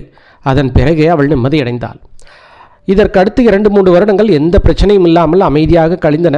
முகத்தில் அத்தனை தழும்புகளோடு இனிமேல் சினிமா ஹீரோவாக நடிக்க முடியாது என்பதால் சுகந்தனின் சினிமா வாழ்க்கையும் முடிவுக்கு வந்தது. அவன் எங்கே போனான் என்றே தெரியாமல் மறைந்து விட்டான். ஆனால் சில நாட்களுக்கு முன்பு திடீரென அந்த விகாரமான முகத்தோடு சுகந்தன் கார்த்திகாவின் முன்னால் வந்து நின்றான். அவன், எனக்கு பணம் தேவை, நீ தான் கொடுக்கணும். பெரிய தொகையெல்லாம் ஒன்றும் வேண்டாம், 6 மாதத்துக்கு ஒரு தடவை 30,000 ரூபா கொடுத்தா போதும். உனக்கு இது சாதாரணமான தொகை தான். கொடுக்க மறுத்த நீ எனக்கு எழுதின காதல் கடிதங்கள் அத்தனையும் உன் கணவர்கிட்ட காட்டிடுவேன் என்று மிரட்டினான். அன்றிலிருந்து கார்த்திகா 6 மாதத்துக்கு ஒரு முறை 30,000 ரூபாய் அவனுக்கு அழுது கொண்டிருந்தார். 6 மாதத்திற்கு 30,000 என்பது அவளது குடும்ப வசதிக்கு ஒரு பொருட்டே இல்லை என்றாலும் எங்கே கணவருக்கு தெரிந்துவிடுமோ என்ற அந்த பயம்தான் அவளை வாட்டியது. நேற்றிரவும் அவனுக்கு பணம் கொடுப்பதற்காகத்தான் அவள் நிர்மலா ஹோட்டலுக்கு சென்றிருந்தாள். 2ஆம் எண் ரூமின் கதவுக்கு வெளியே நின்றபடியே சுகந்தனிடம் பணத்தை கொடுத்துவிட்டு உடனே திரும்பி வந்துவிட்டாள். அதை தவிர அவளுக்கு வேறு எதுவும் தெரியாது. கார்த்திகா அழுது கொண்டே தன் கதையை முடித்ததும் அங்கிருந்து இருவரும் சில நிமிடங்கள் அமைதியாக இருந்தார்கள். பின்னர் ஆதித்யன் ஒரு பெருமூச்சு விட்டு நின்றான். சரி, நாங்கள் கிளம்புறோம். ஆனால் உங்களுக்கு ஒரு நிம்மதியான செய்தியை சொல்லிட்டு போகிறேன். நேற்று ராத்திரி 9 மணிலிருந்து 11 மணிக்குள்ளே சுகந்தன் சோமசுந்தரம் அப்படிங்கிற ராஜசேகரன் கொலை செய்யப்பட்டு விட்டான் என்றான். வீட்டிலிருந்து வெளியே வந்த இருவரும் நடைபாதையில் வந்து நின்றனர். இன்ஸ்பெக்டர் ராகவன், கார்த்தியாவோட கடந்த காலத்தை தெளிவாக கேட்டுட்டோம், ஆனால் இந்த கொலைகளை செய்து யாருங்கிறதுக்கு எந்த துப்பு இதில் கிடைக்கலையே என்றனர். ஆதித்யந்தருக்கு எதுவுமே கிடைக்கலன்னு சொல்லிட முடியாது. இன்றைக்கி நம்ம யார்கிட்டலாம் வாக்குமூலம் வாங்கினோமோ அவங்கள ஒருத்தர் ரொம்ப முக்கியமான இந்த வழக்கோட முடிச்சு அவிழ்க்கக்கூடிய ஒரு ரகசிய உண்மையை சொல்லியிருக்கான். ஆனால் அது யாருன்னு தான் என் மண்டைக்கு சட்டுன்னு பிடிபடலை என்றார். அது என்ன ரகசிய உண்மை? அதுதான் எனக்கு சரியாக ஞாபகத்துக்கு வர மாட்டேங்குது. இன்றைக்கி நம்ம கேட்ட அத்தனை வார்த்தைகளுக்கு நடுவிலையும் அந்த முக்கியமான விவரம் எங்கேயோ அடி மனசுக்குள்ளே போய் மூழ்கிடுச்சு என்றார். ராகவன் தன் வாட்சை பார்த்து கொண்டே, மணி கிட்டத்தட்ட 3 ஆக போகுது. அவர் சொன்னார், நான் இப்போது போலீஸ் ஸ்டேஷன் போகிறேன், நீங்கள் என்று கேட்டார். நான் ஒரு தடவை என்னோடய புதிய வீட்டு வேலையில் எப்படி நடக்குதுன்னு பார்த்துட்டு அந்த நேராக வீட்டுக்கு கிளம்புறேன். நாளைக்கு காலையில் நம்ம மறுபடியும் பார்க்கலாம். இதுக்கு இடையில் உங்களுக்கு ஏதாவது புது தகவல் கிடச்சா எனக்கு ஃபோன் பண்ணுங்கள் என்றார் ஆதித்தன். மாலை 5 மணிக்கு மேல் தன் வீட்டுக்கு திரும்பிய ஆதித்யன் ஒரு சூடான கப் டீயை குடித்துவிட்டு சிகரெட்டை பற்ற வைத்துக்கொண்டு சோஃபாவில் நீளமாக படுத்துக்கொண்டான். அவனது நண்பன் அருண் வீட்டில் இல்லை. அவன் 4:30 மணிக்கே கடைக்கு புறப்பட்டு போயிருந்தான். ஆதித்யன் கண்களை மூடியபடி சோஃபாவில் படுத்திருந்தாரே சிகரெட்டை புகைத்து கொண்டு ஆழமான யோசனையில் மூழ்கியிருந்தான். மாலை 6:30 மணி வாக்கில் அவன் திடீரென படுக்கையில் பதற்றத்துடன் எழுந்தமர்ந்தான். சத்யா ஏதோ ஒரு வேலையாக அந்த அறைக்கு வந்தவள் அவன் திடீரென எழுவதைக் கண்டு திடுக்கிட்டு, என்னங்க ஆச்சு என்று கேட்டாள். ஆதித்யன் முகத்தில் ஒரு புது தெளிவோடு, ஞாபகம் வந்துருச்சு என்றான். என்ன ஞாபகம் வந்தது? இங்கே பக்கத்தில் வா, உன் காதில் சொல்கிறேன். தன் காதோடு சொன்ன ரகசியத்தை கேட்ட சத்யா முகத்தில் புன்னகையோடு ஆதித்யன் தோளில் ஒரு செல்ல அடி அடித்தால். ஆதித்யன் படுக்கை விட்டு எழுந்து, நான் ஒரு தடவை வெளியில் போகணும் என்றான். மறுபடியும் வெளியிலையா? அது இந்த நேரத்தில் எங்கே போகிறீங்க? பழைய நாளிதழ் ஆஃபீஸ்க்கு. கடந்த 10 வருஷமாக பழைய நியூஸில் எல்லாம் என்னென்ன வந்திருக்குன்னு நான் பார்க்கணும். திரும்பி வரதுக்கு எப்படி லேட் ஆகும், ஏதாவது சாப்பிட்டு போங்களே. அதெல்லாம் ஒன்றும் தேவையில்லை, என் வயிற்றுக்குள்ளே நிர்மலா ஹோட்டலோட சாப்பாடு இருக்குது என்று சொல்லிவிட்டு புறப்பட்டான் ஆதித்யன். அத்தியாயம் 6. மறுநாள் காலையில் ஆதித்யன் இன்ஸ்பெக்டர் ராகவனுக்கு ஃபோன் செய்து, ஏதாவது புது தகவல் இருக்குதா சார் என்று கேட்டான். ராகவன், பெரிய அளவில் அதிரடி தகவலெல்லாம் ஒன்றும் இல்லை. போஸ்ட்மார்ட்டம் ரிப்போர்ட்டில் விசித்திரமாக எதுவும் கிடைக்கல. ராஜசேகரன் சாப்பிட்ட 1.5 மணி நேரத்துக்கு அப்புறமா தான் மரணம் நகர்ந்திருக்கு. 2வது நம்பர் ரூமில் ராஜசேகரன் மற்றும் குணசேகரோட கைரேகைகள் மட்டும்தான் கிடச்சிருக்கு.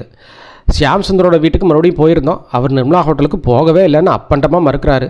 ஆனால் செக்யூரிட்டி ராம்பிரீத் சிங் அவரை தெளிவாக அடையாளம் காட்டியிருக்கான். ஷியாம சுந்தர் நாங்கள் இன்னும் கைது செய்யலை, ஆனால் அவனுக்கு தெரியாமல் பின்னாடி ஆட்களை கண்காணிக்கிறதுக்கு நியமிச்சிருக்கோம் என்றார். அதுக்கப்புறம் ஜெகநாதனோட அசல் பேர் இப்போ வெளிவந்திருக்கு. அவன் பேர் பெருமாள். அவன் ஒரு தேடப்படும் குற்றவாளி. மதுரையில் ஒரு பொண்ணை கொலை செஞ்ச வழக்கில் 14 வருஷம் சிறை தண்டனை பெற்று அதுக்கப்புறம் சிறையை உடைச்சிட்டு வெளியேறினான். சென்னையில் போலி பேரில் குதிரை பந்தயம் தரகராக சுற்றிட்டு இருக்கிறான். வேறு ஏதாவது? கார்த்திகோட ஹஸ்பண்ட் பரணிக்குமாரை பற்றி விசாரித்தோம். அவர் நேற்று ராத்திரி 11 மணிக்கு மேலே தான் வீட்டுக்கே போயிருக்காரு. ஆனால் அதுவரை அவர் எங்கே இருந்தாருங்கிற விவரம் தெரியல. அதை தெரிஞ்சிக்க வேண்டிய அவசியம் இல்லை சார். ஹோட்டலோட என்ன நிலமை? ஹோட்டல் வாடிக்கையாளர்கள் அத்தனை பேர் ரொம்ப பொறுமை இழந்துருக்காங்க. இன்றைக்கி ஈவினிங்குள்ளே அவங்கள அனுப்பிடலான்னு நினைக்கிறேன். உங்களுக்கு ஏதாவது துப்பு கிடச்சிதா? கிடச்சிருச்சு. நான் இப்போ நேராக நிர்மலா ஹோட்டலுக்கு தான் வர்றேன், நீங்களும் அங்கே வந்துடுங்க என்றான் ஆதித்யா. 1ஆம் எண் அறையின் பூட்டிய கதவுக்கு முன்னால் நின்று இன்ஸ்பெக்டர் ராகவனும் ஆதித்யனும் ஒருவரையொரு பார்த்து கொண்டனர். ராகவன் கதவை தட்டினான். கதவு திறந்தது. டாக்டர் சுமதி ராமச்சந்தர் இன்ஸ்பெக்டர் ராகவனை பார்த்ததும் கோபத்தில் கொதித்தெழுந்தார். என்ன இது? இன்னும் எத்தனை நாளைக்கு தான் என்னை இப்படியே அடைச்சி வைக்க போகிறீங்க? என்னை போல் ஒரு டாக்டர் இப்படி சட்டவிரோதமாக அடைத்து வைக்கிறது எவ்வளோ பெரிய குற்றம் தெரியுமா உங்களுக்கு என்று கத்தினார். ராகவன் அமைதியாக, என் மேலே ஏதாவது புகார் இருந்தால் நீங்கள் தாராளமாக கோர்ட்டு போகலாம். இப்போதைக்கு நான் உங்கள்கிட்ட சில விஷயங்கள் பேசணும் என்றார். அறைக்குள் இருவரும் நுழைந்தனர். ஆதித்யன் அங்கிருந்து நாற்காலில் அமர்ந்தபடி, நாங்கள் உங்களுக்கு கதை சொல்ல போகிறோம் டாக்டர் சுமதி என்றார். டாக்டர் சுமதி மீண்டும் கோபத்தில் கொதித்து போய் கடுமையான குரலில், நீங்கள் யார் என்கிட்ட கதை சொல்கிறதுக்கு? என்ன கேலி பண்ணுறீங்களா என்றார். ராகவன் குறிப்பிட்டு, இவர் துப்பனியின் மர்மர் ஆதித்யன், இவரை பற்றி கேள்விப்பட்டிருப்பீங்களே என்றார். ஆதித்யன், நான் கேலியெல்லாம் செய்யலை டாக்டர், விபரீதமாக எதுவும் பேச போகிறதில்ல, நீங்கள் முதல்ல உட்காருங்க என்றான். ஆதித்யன் பெயரை கேட்டதும் சுமதி அப்படியே திகைத்து போய் கட்டளின் ஓரத்தில் அமர்ந்தார். அவரது கரடுமுரடான குரல் சற்றென்று மென்மையாக மாறி, என்ன சொல்ல வர்றீங்கன்னு சொல்லுங்கள், ஆனால் இன்றைக்கி நான் திருச்சி போகணும். ஆதித்யனும், அதை அப்புறம் பார்த்துக்கலாம், இந்த கதையை நான் ஒரு பழைய நாளிதழிலிருந்து படித்தேன், அதை உங்களுக்கு சுருக்கமாக சொல்கிறேன். சுகந்தன் சோமசுந்தர்னு ஒரு காலத்தில் வளர்ந்து வர ஒரு பெரிய சினிமா ஹீரோவாக இருந்தான் என்றார். சுமதியின் உடல் ஒரு கணம் அப்படியே நடுங்கி விரைத்து போனது. அவர் கண்கள் இமைக்காமல் ஆதித்யனையும் உற்று பார்த்து கொண்டிருந்தார். ஆதித்தன் எந்த உணர்ச்சியும் இல்லாத குரலில், உங்களுக்கு அவனை தெரியும், தெரியாமல் எப்படி இருக்க முடியும்? அவன் தான் உங்களோட மருமகனாச்சே. சுகந்தன் சினிமாவில் நடித்து பெரிய புகழடைந்த நேரத்தில் நீங்கள் மதுரையில் டாக்டராக வேலை செஞ்சுட்டு இருந்தீங்க. ஹஸ்பண்ட் இழந்த உங்களுக்கு ஒரே ஒரு பொண்ணு தான் இருந்தா. மதுரையில் இருந்தபோது சுகந்தன் அடிக்கடி உங்கள் வீட்டுக்கு வந்துட்டு போயிருக்கான். ஒரு நாள் அவன் உங்கள் மகளை ஆசைவார்த்தை கூறி ஏமாற்றி யாருக்குமே தெரியாமல் அழைச்சிட்டு போயிட்டான். தன்னோட அடுத்த படத்தில் அவத்தான் ஹீரோயின் ஆக்கப்படுறதா சொன்ன சுகந்தா ஆசை காட்டியிருக்கான். உங்களுக்கு சுகந்தனை ஆரம்பத்துலேருந்தே பிடிக்காதனால அவங்க 2 பேரும் வீட்டை விட்டு ஓடி போக வேண்டியதாக இருந்தது. 2 பேரும் கொஞ்ச நாள் ஒன்றா வாழ்ந்திருக்காங்க. ஒருத்தருக்கு ஒருத்தர் இந்த மோசமான கோபக்கார குணம் வெளிப்பட தொடங்கியிருந்தது. 2 பேருமே முரட்டுத்தனமான சுபாவம் இருந்ததுனால தினமும் சண்டை வெடிச்சிருக்குது. சண்டைக்கு முக்கியமான காரணம் சுகந்தனால் உங்கள் மகளை ஹீரோயின் ஆக்க முடியாமல் போனது தான். ஒரு நாள் சண்டை உச்சக்கட்டத்தை எத்தினும்போது உங்கள் மகன் ஒரு கத்தி எடுத்து சுகந்தனோட முகத்தை அங்குலங்கலமாக கீறி விகாரமாக்கியிருக்கா. சுகந்தன் தன் உயிரை காப்பாற்றிக்கிற முயற்சியில் உங்கள் பொண்ணோட கழுத்தை நெரிச்சு கொல்லிருக்கா. கொலை குற்றவாளியோட சுகந்தன் 3 மாதங்க போலீஸ் ஹாஸ்பிட்டலில் சிகிச்சை வச்சிருக்கான். அங்கே விசாரணைக்காக அவன் நீதிமன்றத்துக்கு வந்தபோது அவனோட கொடூரமான முகத்தை பார்த்து நீதிபதியை அதிர்ச்சி அடைஞ்சிருக்காரு. ஜெயில் ஆஸ்பத்திரியில் பிளாஸ்டிக் சர்ஜரி செய்கிற வசதி எதுவும் இல்லை. அதனால் அவன் முகக்காயங்களை ஆறினாலும் சினிமாவில் ஹீரோவாக நடிக்கிற தகுதியை அவன் முற்றிலும் இழந்துட்டான். வழக்கு விசாரணை நடந்துச்சு. சுகந்தனுக்கு எதிராக நீங்கள் தான் முக்கியமான சாட்சியாக இருந்தீங்க டாக்டர் சுமதி. ஆனால் உங்களால் அவனுக்கு தூக்கு தண்டனை வாங்கி தர முடியாமல் போச்சு. அவங்ககிட்ட எந்த ஆயுதமும் இல்லை. உங்கள் மகளோட கையில் தான் கத்தி இருந்தது. அதனால தான் தற்காப்புக்காக தான் கொலை நடந்ததுங்கிற வாதத்தோட அடிப்படையில் சுகந்தன் வழக்கிலேருந்து விடுதலை செஞ்சுட்டாங்க. டாக்டர் சுமதி ராமச்சந்திரன் கண்கள் சிகப்ப ஆத்திரத்துடன், பொய், எல்லாமே பொய். அவன் என் மகளை முதல்ல கழுத்தில் நெரிச்சு கொண்டுட்டு அப்புறம் தண்டனை வந்து தப்பிக்கிறதுக்காகத்தான் தான் முகத்தை கத்தியால் கீறிட்டான் என்று கத்தினார். ஆதித்யன் தலையசைத்து மறுத்து, அந்த வாதத்தை ஏற்றுக்க முடியாது. சுகந்தன் ஒரு சினிமா நடிகை. அவன் ஒருபோதும் தன் கரியருக்கு எடுத்துக்கிறதுக்காக தன் சொந்த முகத்தையே கத்தியாலே கீறிக்க மாட்டான்.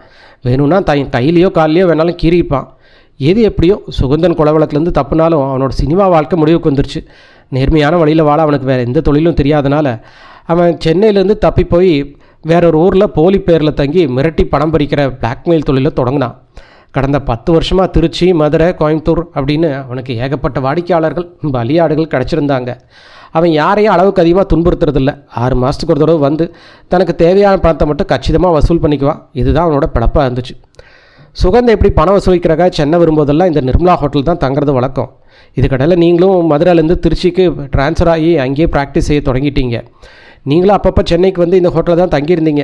ஆனால் இது வரைக்கும் ஒரே நேரத்தில் 2 பேரும் வந்ததில்லை. அப்படிங்கிறனால நீங்கள் சுதந்திரம் பார்த்துருக்க வாய்ப்பு இல்லாமல் இருந்தது. ஆனால் துரதிருஷ்டவசமாக இந்த தடவை நீங்கள் அவனை நேருக்கு நேர் பார்த்துட்டீங்க. அதுவும் உங்களுக்கு பக்கத்து ரூம்லேயே வேறு தங்கியிருந்தான். அவன் உங்களை கவனிக்கலை அப்படின்னு நினைக்கிறேன். கவனிச்சிருந்தா எச்சரிக்கையாக இருந்திருப்பான். ஆனால் அவனை பார்த்ததுமே உங்கள் மனசில் 10 வருஷமாக எரிஞ்சிக்கிட்டு இருக்கிற சாம்பலில் கடந்த பழிவாங்கிற நெருப்பு சட்டுன்னு கொழுந்து விட்டு எரிய தொடங்கிருச்சு.